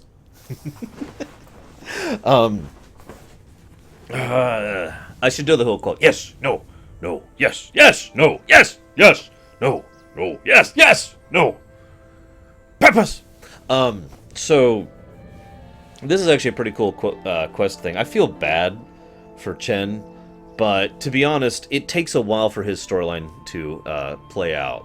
Basically, he's going to have a big story arc down here, and then it's going to be basically abandoned until we get all the way to the last zone in Pandaria, where it's going to be picked up again, and we'll start seeing the conclusion of Chen's story arc. Hey! I know my Uncle Chen's coming back. I'm not worried. Actually, this is probably my big chance to finally explore Pandaria. No fat uncle tying me down. Oh, she's, kindly disposed towards her uncle, isn't she? Uncle Chen asked me not to get into any fights while he was away, but that doesn't mean I can't go exploring. Finally, a chance to look around Pandaria without stopping every 47 steps for another rest. You want to come with me? I'll bet there's all kinds of cool places we can visit, not too far from here. What? You gotta go already? Well, sorta. Don't worry, I'll be back.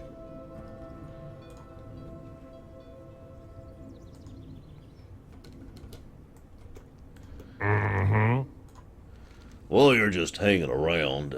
Might as well get you involved in my whole beer-making process. Ain't much of a process, really. I just mix all the stuff together and wait. You probably heard I like to use the muddy water from the riverbanks to the south. Would you mind filling up this flask with that water and bringing it back? I'll start getting the hops and the barley ready. Oh, careful with that there vial. She's a bit leaky. Well, she was bored, Braglin. Probably Netherzine. Let's go exploring. Whee! Why am I fighting the Lich King and Diablo, the Lord of Terror? Sorry. Come on, Lily. You can hop on his back. It's okay. Yes, he uses muddy water there's bugs in the muddy water that helps ferment the ale. Yeah, it sounds incredibly gross to me, and I don't even like alcohol, so, I mean... Yeah, okay, so where's the next nearest? Looks like over there? Okay, so let's do it over here. This quest's really nice to do on any character that can hover over water. I am not one of those classes, so... Hey! Watch where you're splashing that thing! I'm working on it. Ugh. I'm sure certain people, Deutsch, excuse me, would really love to sample some of the ales from Pandaria, but me, I'm all about the food. And the Pandaran women. Wow. I'm sorry, I can't even say that with a straight face.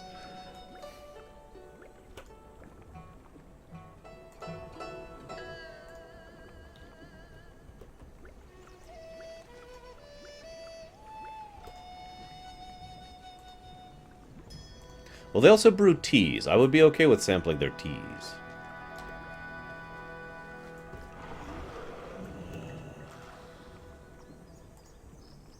But seriously. What?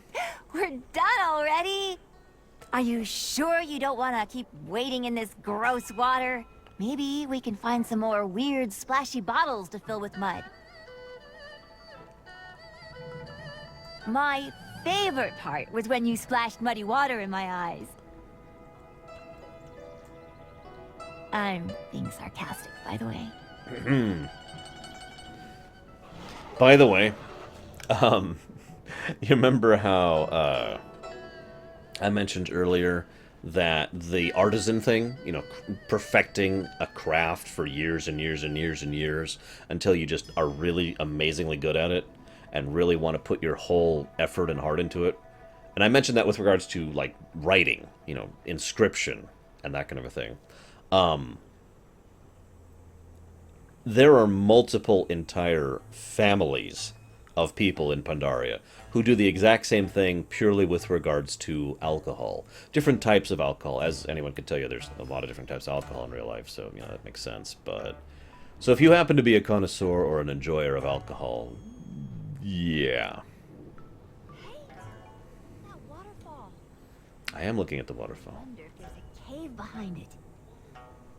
Well, we could check. Always check behind waterfalls for caves.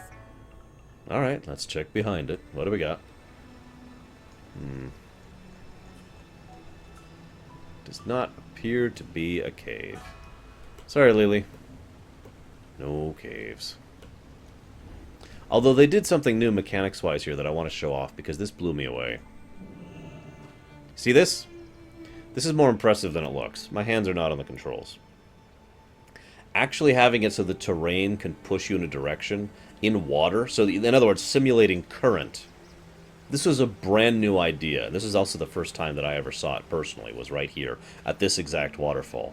And when I popped in here, you know, for the quest, I was like, Pax, you gotta come over here. And he's like, what? And I showed him up. He's like, dude, it's actually simulating current. I know, right? Go ahead, make fun, but I thought that was awesome. I'm the guy who jazzed over, you know, a bucket in Oblivion, so I guess I'm not, you know, one to talk about it. Well, hello, neighbor. Knew you... excuse me, I knowed you for a friend as soon as I seen you. Well done. You done good. See ya. See you around, Mudbug. You're awesome. Keep being awesome, buddy.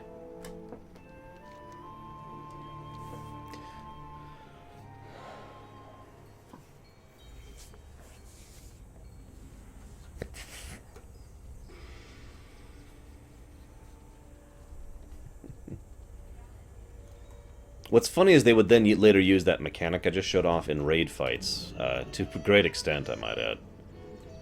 I just like to say one of my favorite fights in Siege of Orgrimmar is actually Siegecrafter Blast Fuse. Yes, it was the first time I saw it in any video game ever, Taitu. No, dude. Come on. Look at this. There's a village up here, and a big fish statue, too. You think the Jinyu built this place? So this is also some pretty intelligent quest design, I think. Lily gives us 3 go-tos. Here, here, here, and here. Every single one of these stops has secondary quests that we can do that we don't have to. But because we have what is effectively a route go-to, rather than a single go to here, let's go here, here, and here, I like that. I like the design of it. I like how it encourages you to go through. You're not required. You can just do the Lily quest and move on. Or you can do the other quests while you're there, because it tells you exactly where the quests are. No having to go out and search for them kind of a thing. Some people would, of course, dislike that because it takes away some of the exploration. But for the story aspect of it, I think it's better because it directs you to where the quests are. So, more of an RPG, less of an MMO, as I've pointed out many times. So is anyone else having trouble with my streams? I haven't lost any frames on my end. So I'm curious if everyone's having that problem. Is there some big Twitch event going on right now I don't know about? I mean, that could be. Wouldn't surprise me that much. Like, I'm seeing, like, several people saying that, and considering the fact that I have literally... I'm seeing absolutely no problems whatsoever on my end. The only thing I could do would be to restart the stream and cross my fingers. Because, I mean, what the hell else am I supposed to do? Let's see. I mean, there's nothing really going on right now, viewer-wise. So I have no idea why it's being weird like that. Hang on, let me check one thing really quick.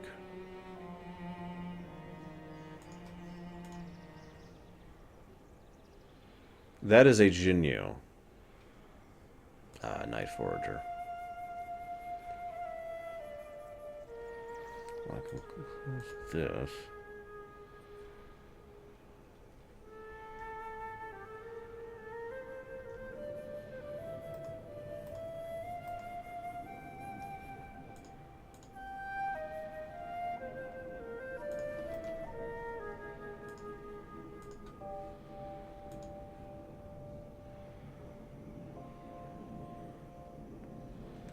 I don't know what else I can do. My connection appears to be just fine. I don't know what's causing an issue. I really don't. I'm sorry, guys. Do you want me to just try and restart it? Because I can do that. Well, you decide that. Which river led you here? What have I seen you before? Go with the waters. Have a look at that. It must be the whole water supply for the whole valley. Think about it, Velvaxus. The Pandaren used this water to grow vegetables the size of a house. Where could it come from? What's so special about it? The elders among my people know a technique for speaking with the water and divining the future. Perhaps this same technique can provide insight to the water's source. It's worth a shot, at least. Farewell. Okay. Meet me at the pools when you're ready. A Jinyu! I'm glad to see that there's still some left. I mean, after what happened in the Jade Forest. You think they're related to Murlocs? Yes, I do. Which one, Magister? Because there are many things to explain here. You know, I don't actually like tofu, but I have a weird feeling I would enjoy Pandaren tofu. Seriously. I think that would be a thing. Welcome. I still prefer meat, though. Have you heard about the crisis we're having at the pools? Toads have moved in and are spawning like crazy. It's become a real problem for the lotus farmers. Coincidentally, I make a jam out of gelatinous toad spawn. I call it Bottle Toads, and it's a big hit with the kids around here. Can't keep any in stock. If you're going by the pools, you'll be doing everyone a favor by liberating some of those toad eggs into this bottle for me. Just look for the bubbles and scoop right in. Jade Serpent guide you. I admit this reference made me grin. Bottle toads. Speak up. I love fishing. I'd be enjoying myself much more, however, if I had my bait and lures. They were thrown away in a misunderstanding with my wife, Rin. But should I let the whole day of fishing be ruined just because of a little domestic squabble? No. All I need is bugs and feathers. After all, this glade is filled with those two things. Would you care to help a fisherman out? White Tiger watch so over we you. gather a couple of bugs and a few bird feathers? No problem. This is fun! Way more fun than hanging out with a boring uncle. You hear it? She likes questing.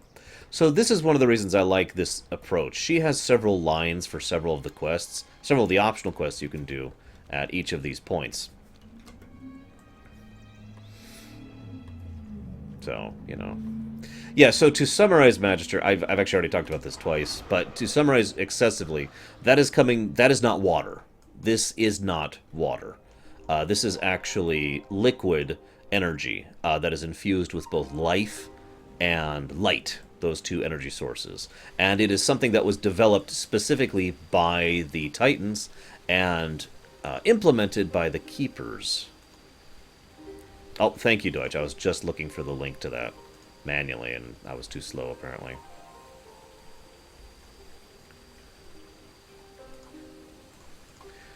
But you can kind of tell here how it doesn't actually look like water at this point.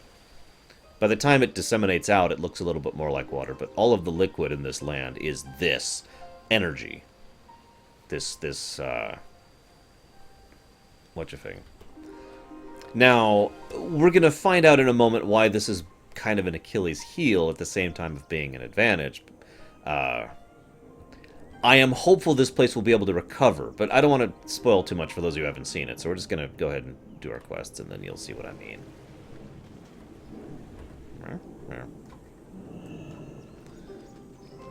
This is also where they farm lotus petals.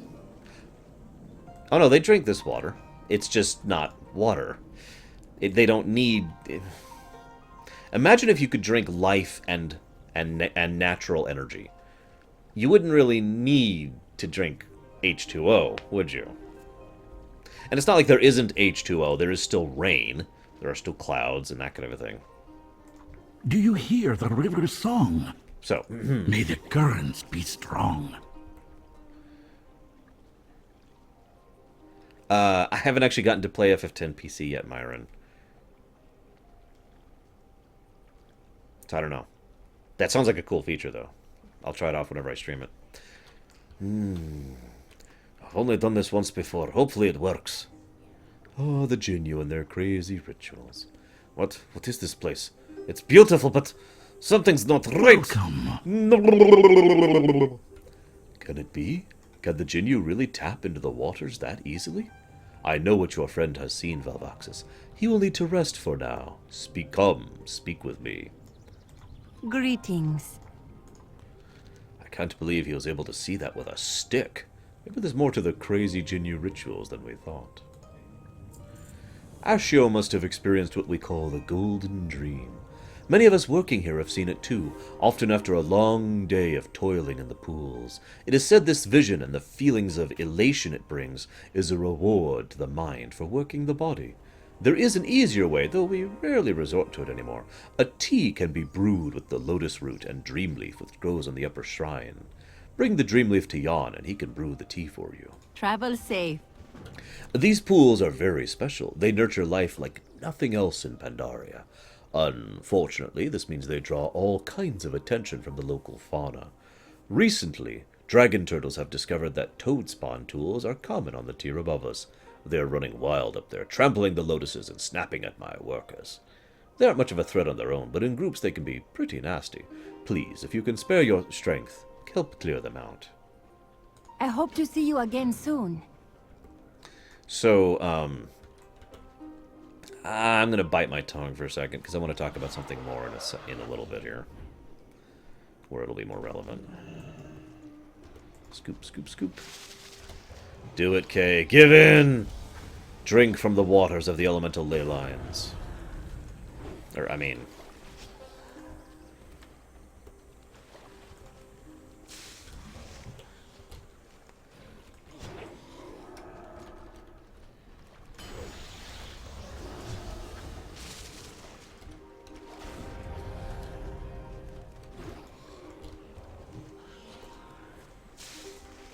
Scoop, scoop, scoop. These lotuses are used for most of the... well, okay. In gameplay, we actually get these lotuses to use for the highest alchemy stuff for this particular expansion. This tier of content. In lore, they use these for most of their... This is basically the most rare and valuable lotus they have. That's up to her, not me, Taitu. So far, she's been enjoying Witcher 3, though, so possibly? I would have to buy the expansions, though, obviously, because I don't have them right now. So... These lotuses are kind of uncommon. However, they still use them in brewing teas and other very rare, very expensive ales and whatnot. There we go. Whoa, you dazed me! I also know nothing about blood and wine, so... yeah. Oh, hello. Ah, you have my gratitude. Please take this as a token of my appreciation. Farewell. See you around, Night Forger.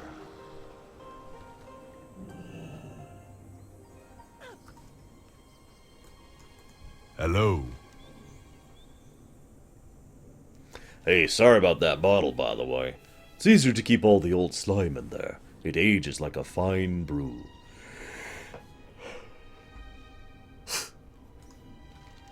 Did you need something? Ah, Dreamleaf. You want to see the Golden Dream, do you?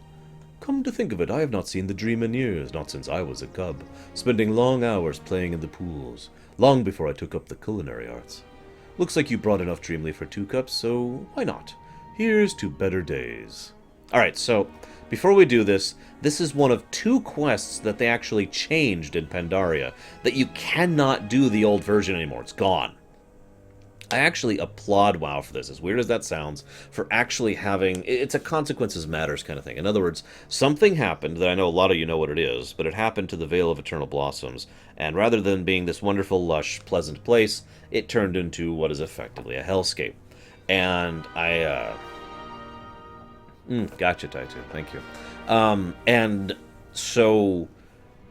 there's this quest right here, which used to show you the Veil of Eternal Blossoms, and oh, it's amazing. Now it shows you the Veil of Eternal Blossoms as well, it just shows you the new version.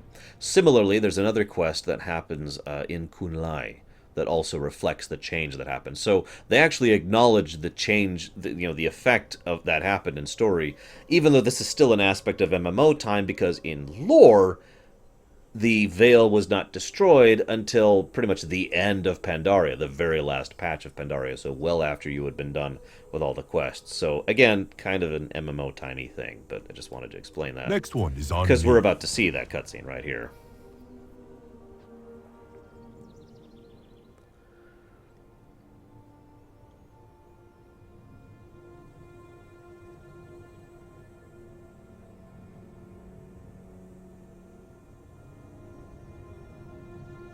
In lore, the Veil probably has been restored by now, yes, since we saw the very beginnings of its restoration at the end of Pandaria.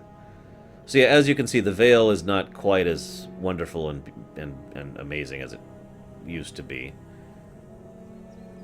This is a pretty good shot of it, too. Statues destroyed. The land is literally losing its color. Shaw touched ground everywhere.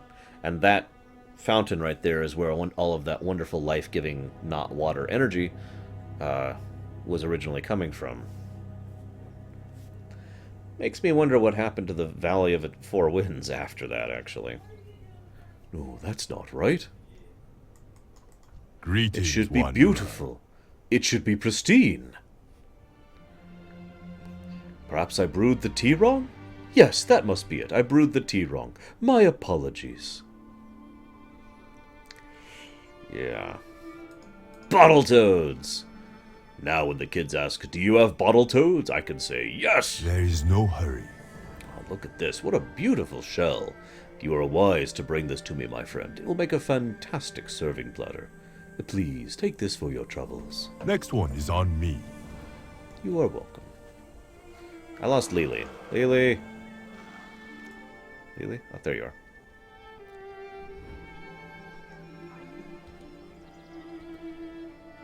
This place is like all puddles. I love puddles. No wonder all these birds like to hang out here. Wow. Also, what is a cosplay party in Dark Soul terms? I don't really have good context for that.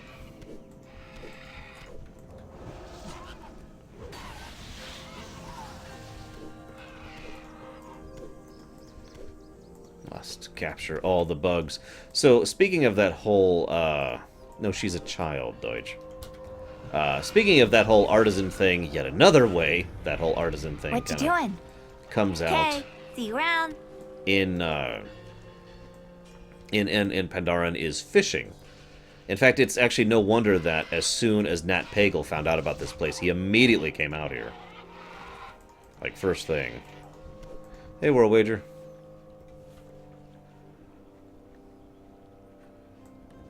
Well, I hope you're enjoying the food and the occasional internet.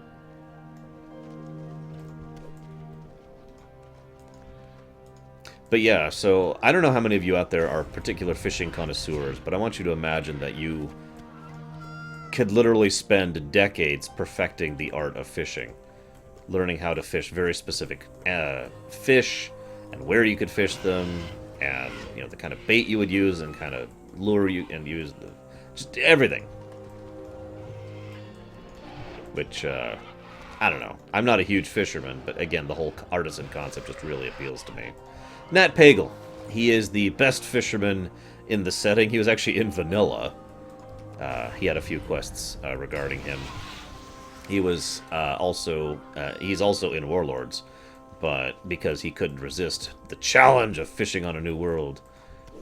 But yeah, he's basically the I'm the best fisher in the world guy.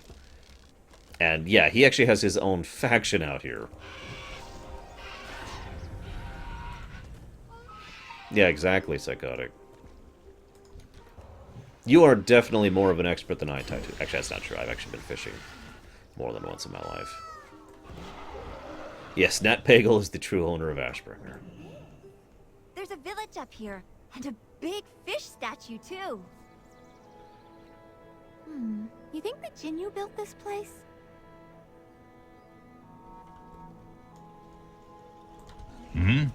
I refuse not to fish. Fishing's just who I am. So the blood feathers are not only brightly colored, but the blood within the shaft should attract hungry fish. And if I was a fish, this would look absolutely mouthwatering. Finally, someone who understands me. Fishing is what it's all about, right? Maybe I should leave New Sephira, that's the town we're in. Just pack up my things and join the anglers in the south. Of course, I couldn't leave my family behind, but still, a Pandaren could dream, right? Until next time. The Anglers, by the way, is an entire faction of Pandarans dedicated to fishing. Oh, it's okay, though. They have an entire faction dedicated to cooking, too, and multiple factions dedicated to brewing. In fact, why don't we go visit the faction dedicated to cooking? Because it's right here. This is Half Hill. Now, surprisingly enough, for being a relatively large-looking town, this town doesn't actually have much to do with anything other than the farming thing. Some people hate the farming thing. I wonder if Uncle came through here on his way to the brewery. Some people like the farming thing, some people don't. I'm not going to show off all of it, because of course I'm not. This is Sun Song Ranch, aka our farm. It's pretty much exactly what it sounds like. It is a farm for us. I'll talk more about that in just a second. This is the cooking center fold. And I mean this gameplay-wise. Can we buy something? I'm hungry. So, Welcome. you remember how I mentioned that they have different disciplines of cooking and people who specifically... Okay, not hungry anymore. Let's keep exploring. Wow, Lily. You remember how I mentioned how they have different paths of cooking? So there's the Master of the Wok. There's the Master of the Steamer, Master of the Pot, and Master of the Grill, and Master of the Oven. So baking, meat, grilling, obviously. Pot is stews, that kind of a thing. Steamer, pretty obvious. And wok, which I actually had the hardest time describing, but I've been told it's very similar to stir-fry kind of a thing. And all of this sounds amazing. This is actually rather extensive. It takes a long time to master all of this gameplay-wise, because basically you have to Greetings.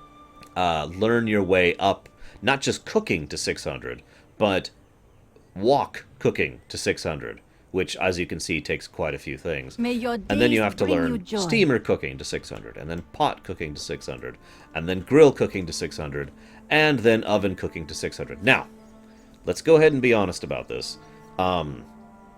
This is fully optional. This is basically just there for completionists. If you just want to have a max cooker, you can just pick one of the paths, go to max, and it's not that hard or difficult. It's doing all of them. That is the time-consuming one. I, of course, did, because, of course, I did. But I actually had a lot of fun doing these quests, too. They kind of dovetailed with the fishing stuff a lot, too. And I liked the title. In fact, just to prove that I have it, there it is right there, Master of the Ways, which you get for having completed all of them. The farm over there dovetails into this nicely. A lot of the ingredients that they serve, or that these require, you can farm yourself over there. And you can get a lot of other stuff from farming, too. In fact, it's probably one of the best sources of motes of harmony in the entire game. If I had any need for motes of harmony, I would be, that's where I'd go in order to get them. I would kill for some Chinese right now. Who wants to be killed by me for Chinese? No, I kid. Oh, sorry, I forgot one. I actually forgot one. I'm sorry. There's also Master of the Brew, which is by far the hardest one to raise. Welcome. Because just the ingredients are really expensive. You have to specifically go out of the way to turn tokens, which is a specific currency to the cooking stuff here, into ingredients that you can then use to make the brews. So the brews were the ones I did last. And it's all alcohol. Tell me of your travels. The Mad Brewer's Breakfast. My induced delusions of grandeur, May the mists protect you. Now, the other thing that was pointed out by Magister is pretty Tell much me all of of your these people travels. have their own reputation. So, Gina has a reputation, Jogu has a reputation. I'm trying to remember all the individuals. There's several individuals here that have a completely separate reputation bar just for them. And I know there's like 8 or so.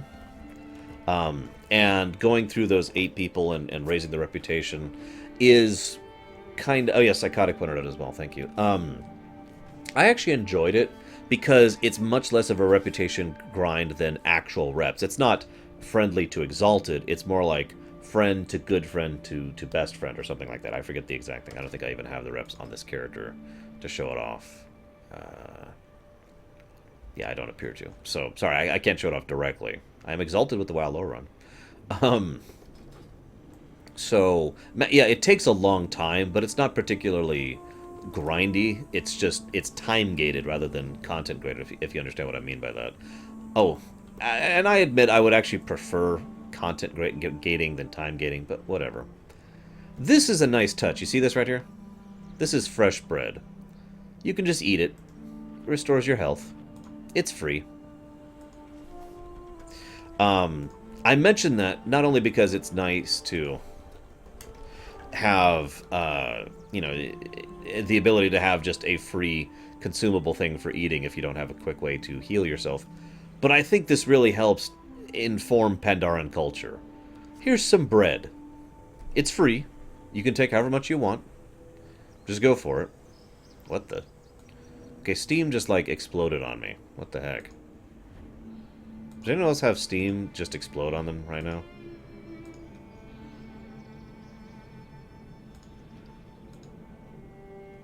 Seriously, that's weird. Whatever. Yeah, dwarf... I said it earlier. I think the dwarves and the Pandarans would get along famously. So, there's... Hello. This guy. This is what I mentioned. You see these Iron Paw tokens? This is where you could get things like soy sauce, rice flour, black pepper. These are all the rare ingredients. Of course, they also give a few other things like some cosmetic stuff, the frying pan, the cooking school bell, which starts an entirely new series of dailies. Hey, Henrik. What's up, dude? This is actually really cool. The cooking school bell. In fact, I want to show this. I want to show off the school bell, so I'm going to do that really quick. And I can show off a few other things while I'm doing it. I'm going to go into my one character that I did all of this on.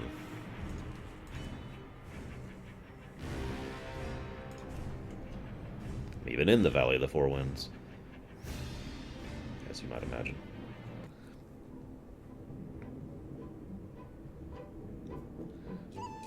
Kind of in position for the next dungeon, so ignore that.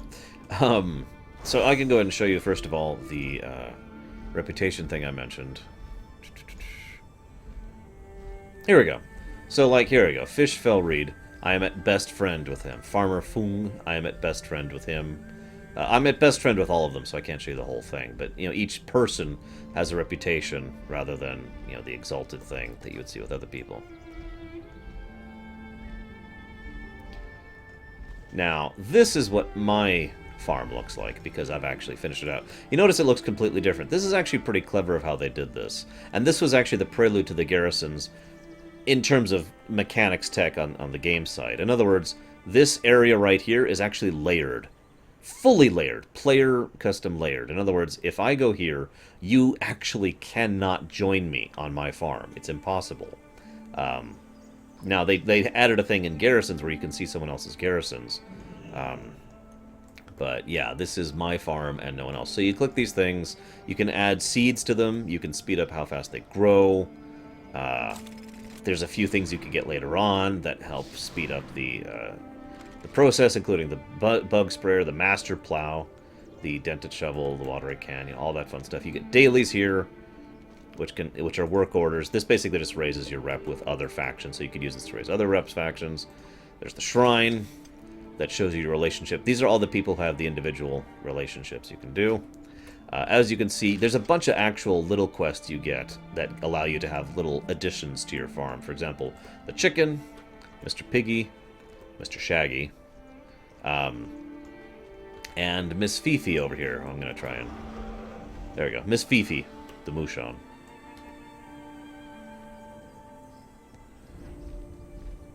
So that's the farm. I don't think I have the thing on me Really, Kay? I'm not sure what to make of that. As you can see, so there's a bunch of other people here for Frozen than there are on the other characters, and that's because I have everything unlocked in these people. Travel safe. You can decide. You can after a certain point you can invite these people to be on your farm, and they give you different benefits. I have Gina Mudclaw. Tell me of your travels. Because she's the quartermaster, and that's pretty much the only reason. But she sells you other stuff, like these goats, the straw hat. I know a lot of people use these. A few things that help make the farming a little bit easier. Some recipes, all sorts of stuff. I hope to see you again soon. And yes, the Tillers is actually a whole faction. Of course, there's an entire faction of farmers in Pandaria. Because of course there would be. There's a faction of fishers, there's multiple factions of cooks, multiple factions of brewers, faction of farmers, The other thing I wanted to show you, though, is going to be in my bank, and I got to think of the quickest way to make that happen. I know. Where is he? You! Come, orc slave! Hey, schoolmeister. Where's my orc slave? There he is. Yeah, show me my bank. This is my bank, by the way. This is why I'm looking forward to that transmog. You see this entire thing? This is all transmog. And so is all this. Where is that bell? I guess I just search for it. Bell. There it is. So once you get the cooking bell, which I just pointed off, and it's the thing I wanted to show off, that makes Nomi show up. I'm growing a beard. Now, so as you can see, I'm done with Nomi, but the way Nomi works is you slowly work him through the different cooking masteries just like you worked through it.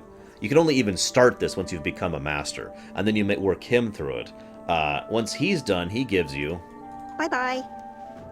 You're fun. That as a daily, which in addition to giving you an Iron Paw token, also gives you a random selection of Pandaria highest level food, which was great for raiding. And it was just kind of cool teaching a young Pandaren how to cook as an undead. Something about that really appealed to me. And I don't mean like in a cynical or sarcastic way. I mean in a passing on teachings kind of a way. As several people in chat pointed out, being able to retire to a farm on Pandaria is something I would totally, absolutely do, and if given the option to do so. And the option to try and pass on what I have learned to, the next generation also sounds awesome to me. I also have a cat. And of course, I have a Pandaren bed. And lots of Pandaren food in my house, of course. This is technically the only house I have in this game. Any character has in this game. I say technically because garrisons could count, but they really don't. I just want to point out one last thing. I haven't shown this off yet. This is a Pandaren bed. I'm going to try and show it off as best as I can. It's hard to show off the whole thing. Hang on. Yeah. So this looks like one of the most comfortable things I've ever seen in my life. If you can kind of see it there. Yeah, I like that too, Psychotic. I mean, seriously, look at this thing. It just looks like...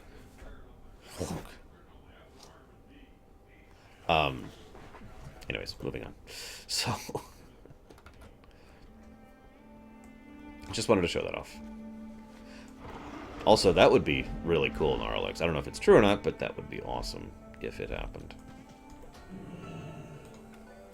Right here is where my mage was camped for a really long time because she was doing tailoring stuff. The tailoring hub of Pandaria is also in this zone. We'll actually be showing it off in just a bit. You.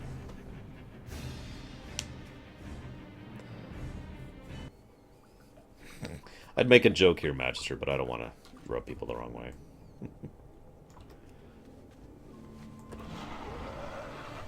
So anyways, now that we're here...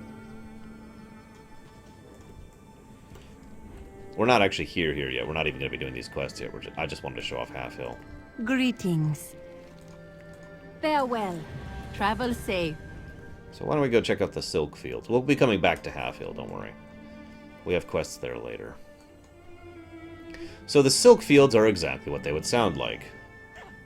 They are fields where silk happens. And I believe these are poppies? I'm not really 100% sure how that works. But I do know there are silkworms all over the place here. You'll see what I mean in just a second. Oh, check out all the cool silk! Do you think that they really get this stuff from the silkworm's rear end? Maybe? Ew, they look like maggots. They're much cuddlier than maggots.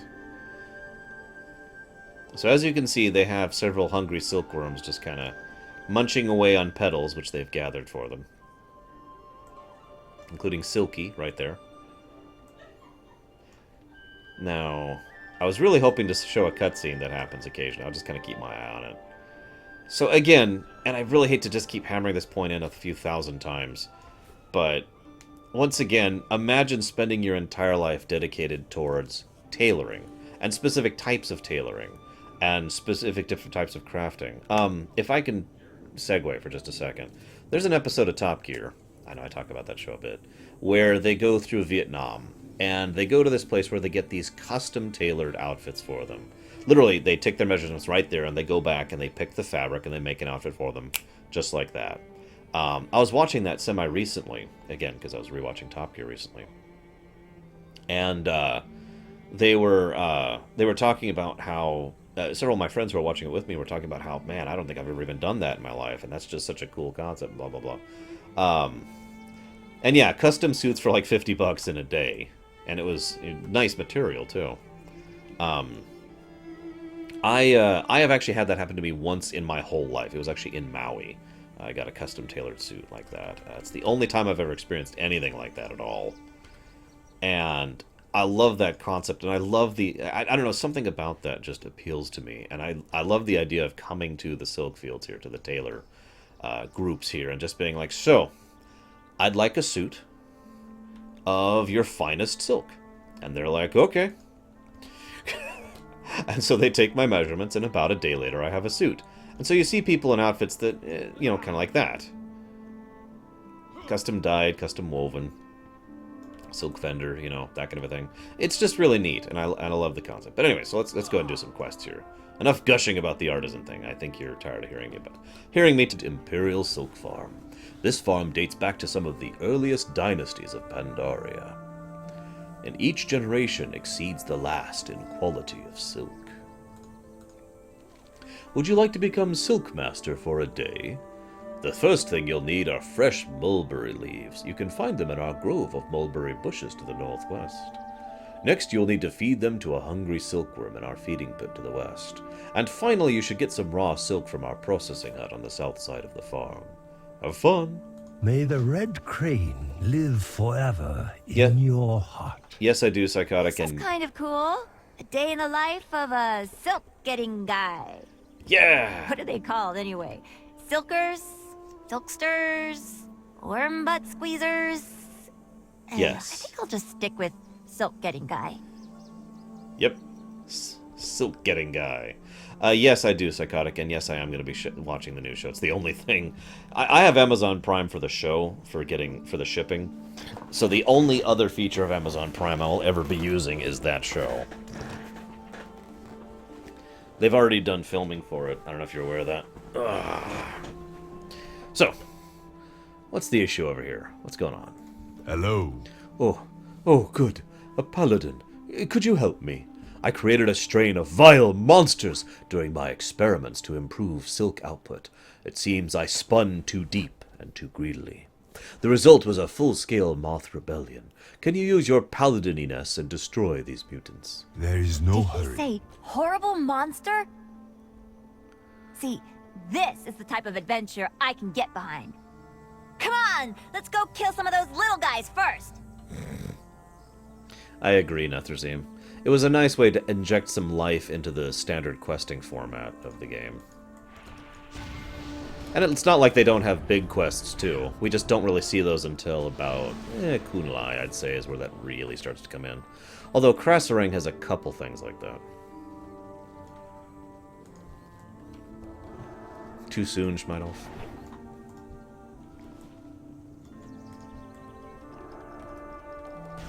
So as you see, these are mutated silk moths. The brood of Mothalus. Seriously, that's what it says. Oh yeah, and as I believe Psychotic mentioned earlier, this is the spot that Galeon was bombarding earlier. Right over there is where he was standing, and he bombards like right over here. It's really weird just when you're questing here and that's happening. All right, done with the little guys. Let's move on to this horrible silk monster. Hurry up! She seems very enthusiastic.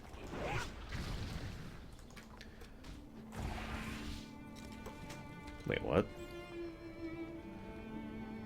Interesting. I just got a random blue, BOE.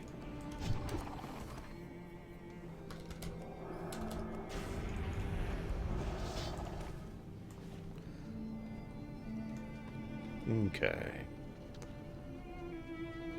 Yeah, she'd probably be very Shaw-infused very quickly. Alright, we need to get some mulberry leaves to feed the hungry silkworms. Which I think are actually over here. No, they're getting me! They're getting me! Oh, God! Yeah, apparently Lily's got a lot of that drive. And over time, the implication is that over time she could learn the discipline to become a truly good monk. And if Heroes of the Storm is accurate, she will probably become a Mistweaver. We have spent generations perfecting just the right type of leaves for silkworm food. Well, let's feed them. Hey, he's back up. What do you know? That's a fast respawn timer. Alright, let's feed the silkworms. Eat up, guys. Nom, nom, nom, nom. Nom, nom, nom, nom. Yes. Produced wonderful, scrumptious, tasty silk. Oh, yes. Yeah, no kidding.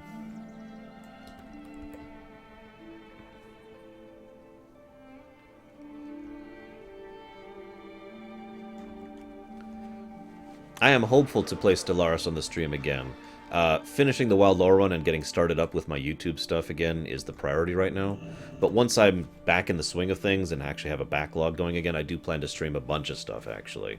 I want to get back to streaming Doom. I was really having a lot of fun with that. I want to get back to streaming Stellaris and playing it with you guys, maybe, you know, getting some multiplayer stuff going on.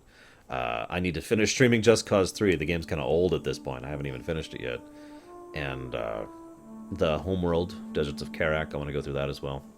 I think there's more. I got a bunch of stuff to stream.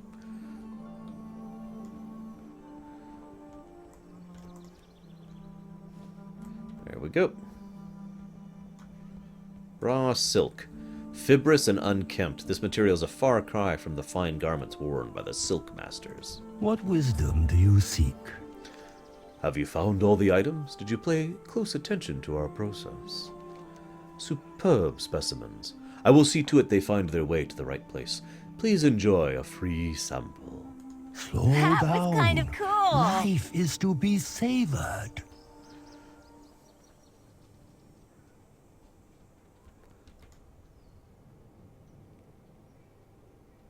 I'm not sure they do, Magister. Because most of the Pandarans use mistweaving for healing sort of stuff, and mistweaving is a form of shamanism. So... yeah. Tell me of your travels. It seems like there's not quite as many corrupted Maws out there. At the very least, you've brought me more time before I get in big, big trouble. May the mists protect you. Hello. The esteemed Journeyman Chu would appear to have created a monster. It is silken death with wings. Mothelus. You have already faced its brood. Now we ask you help us face the creature itself. Please, Paladin, venture into the pit and rifle the bait. This will bring the beast to you. Our moth fighters will assist you as you need, though silk tends to stick them more, so you may need to help them, should they become overwhelmed. Next one is on me.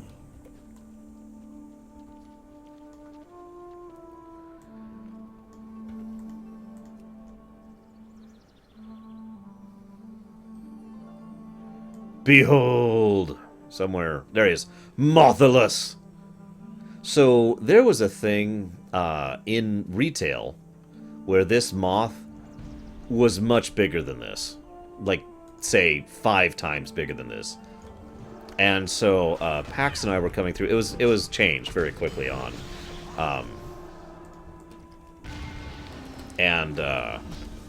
But it was really funny because you'd be questing like in a completely other zone way over there, and you just look over and see this gargantuan, colossal monk, moth, like, oh my god, what is that, you know?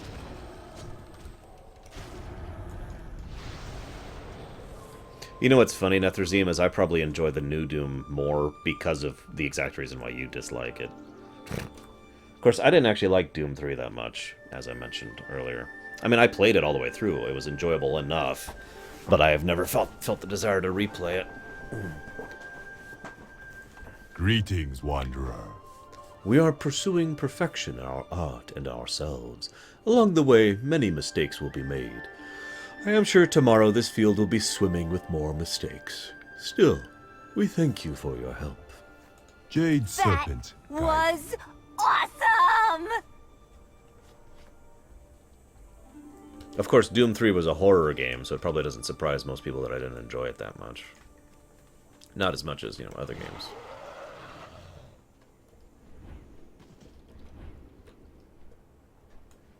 Come on, Lily. God, she runs fast. Look at that. Whoop, whoop.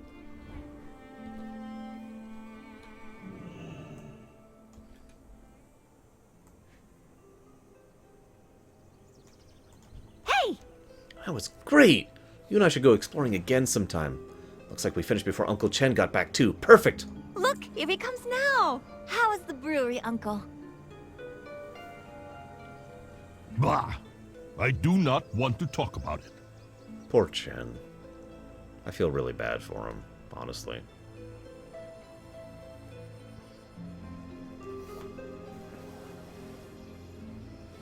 I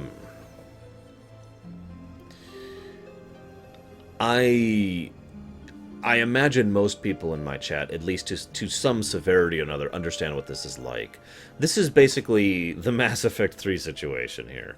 We got really excited for something, we were really happy, we were really hyped for something, and then it was a colossal disappointment. And while that sucks when it happens in something like a game or whatever, like Mass Effect 3, I'm sure several of you understand what that's like in more personal matters as well. How many of you have been really, really, really looking forward to seeing a family member you haven't seen in a while? Or going and meeting someone for the first time after talking with them online or whatever. And it's just been, you know, you're just like, oh, I can't wait, I can't wait, I can't wait. And then, clunk. That's pretty much what happened to Chen here. Let's go ahead and see it from his perspective. Hey! All right. Until next time.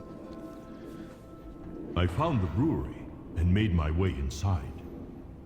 I decided to look around for someone else from the Stormstout family. Fun little factoid. In a similar way to how the Jade Temple was an actual dungeon, and right before that we had an instanced version of it we quested through, we're having the same thing here. This is one thing I feel Pandaria did very, very correctly, and that Warlords completely dropped the ball on. The dungeons, the 5-mans, were very relevant to the story. Each 5-man in Pandaria was something that actually deliberately the story wove through the 5-mans. And the 5-mans had very relevant story overall, in addition to some great moments. Now, on the downside of that is, of course, that means you had to do the 5-mans to really complete the story, but honestly, I don't think that really qualifies as a downside. You know, forcing people to raid for story is a little bit questionable, but forcing people to dungeon, especially once LFG is already a thing, that's a completely different thing. This isn't heroics or mythics or anything. So, yeah.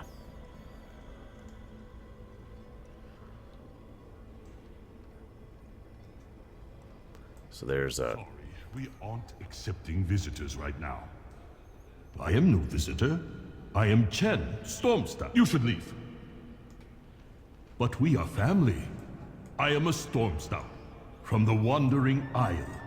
Are you deaf? We aren't allowing anybody in the brewery right now. There is no need to speak to me that way. Wait, what is going on behind you? Oh, God! Huh? That's nothing! Now go away. I had no choice but to defend myself. So we've already seen what elementals look like, Pandaran elementals look like. This is not an elemental. That is an elemental. But I did not give up. I pursued the strange old brewer to ask him some more questions. Yes, elementals. I wasn't kidding when I mentioned those in brief back in the Jade Forest. Elementals are a real thing. What? Were you sent to check up on me? Everything's fine. It's all under control. Come, speak with me. Let's sit down and talk. Have a beer together. There will be no sitting, no talking, and none of your horrible beer. Hey, what's that behind you? Give me more of that Ukduglin beer. Is what he says. The former, okay. First beer elementals, and now a Hosen attack. Something was very wrong. I decided to give him one more chance. I was not about to give up on family. By the way, look at how colossal this brewery is. This is a huge structure, especially by Pandaran standards. Oh god. Elemental attack!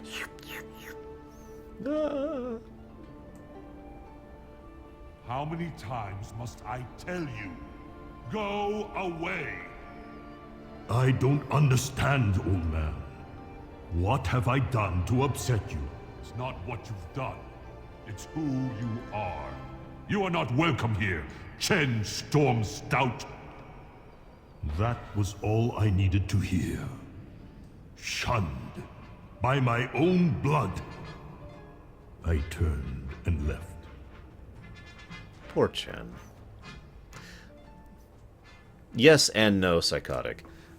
It would be kind of like drinking a poison, literally, that also kind of heals you.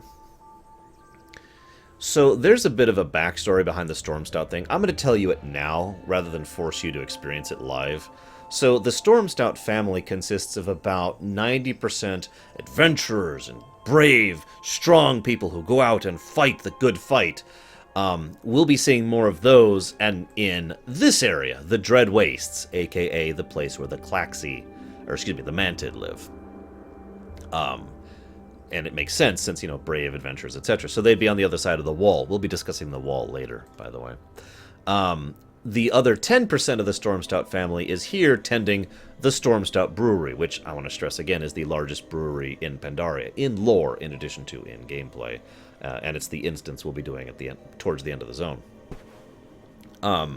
So what's happening here is that gentleman there, Uncle Gao, is feeling, again, Pandaran problems are small, but he feels put upon by the fact that so much of his family are these great adventurous heroes who are lauded and praised by everyone, and he believes, well, maybe he could become someone great too in his own particular aspect of skill, and so he tries to make the greatest brew ever.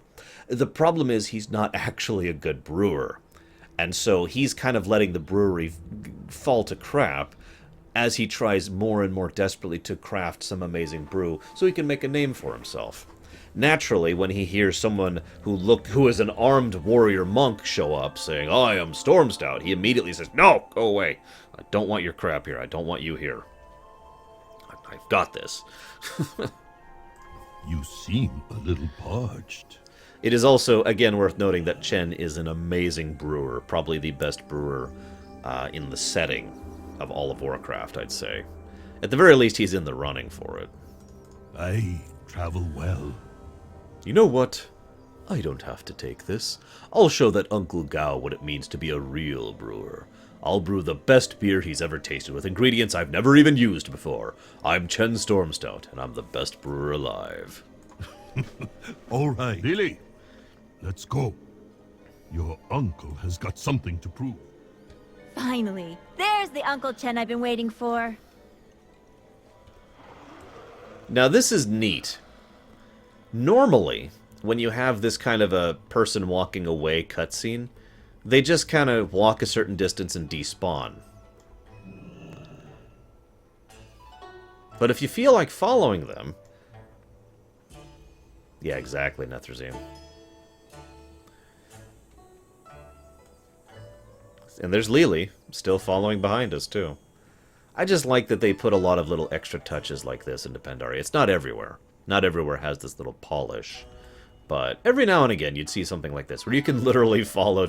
You don't have to. I could go straight to Halfhill right now if I wanted to just go do the quest. Or I could actually follow him as he heads up to Halfhill. I just like that. I think it's cool. Considering Chen usually just brews beers, I imagine that the majority of his skill would be specifically in beer brewery. Also, this wagon here, filled with large fruit, those are apples. About the size of a person.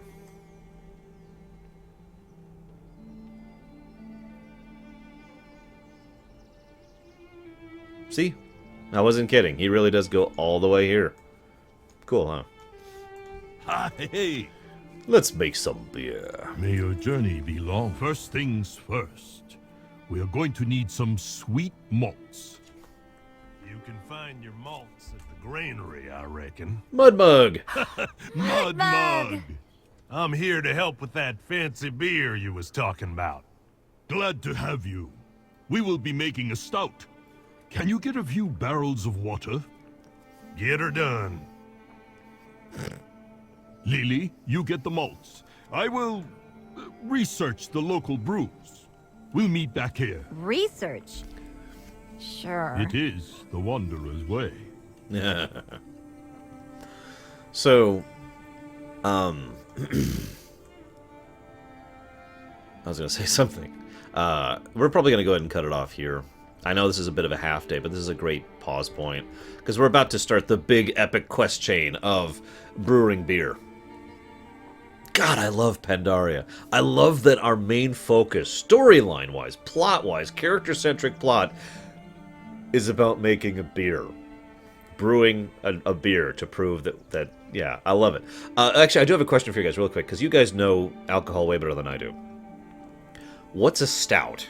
I mean, I know it's a type of beer. That's not what I'm asking. What's the variance? What's the significance?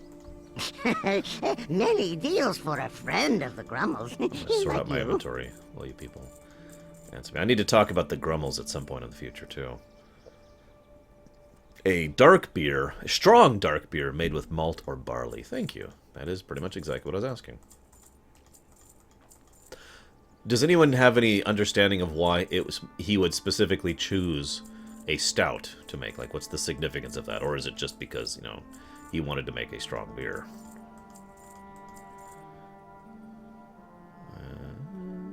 Okay.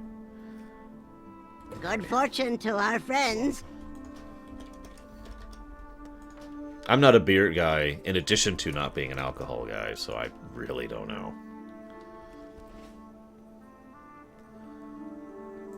Yeah, I know he's Storm Stout, but I mean...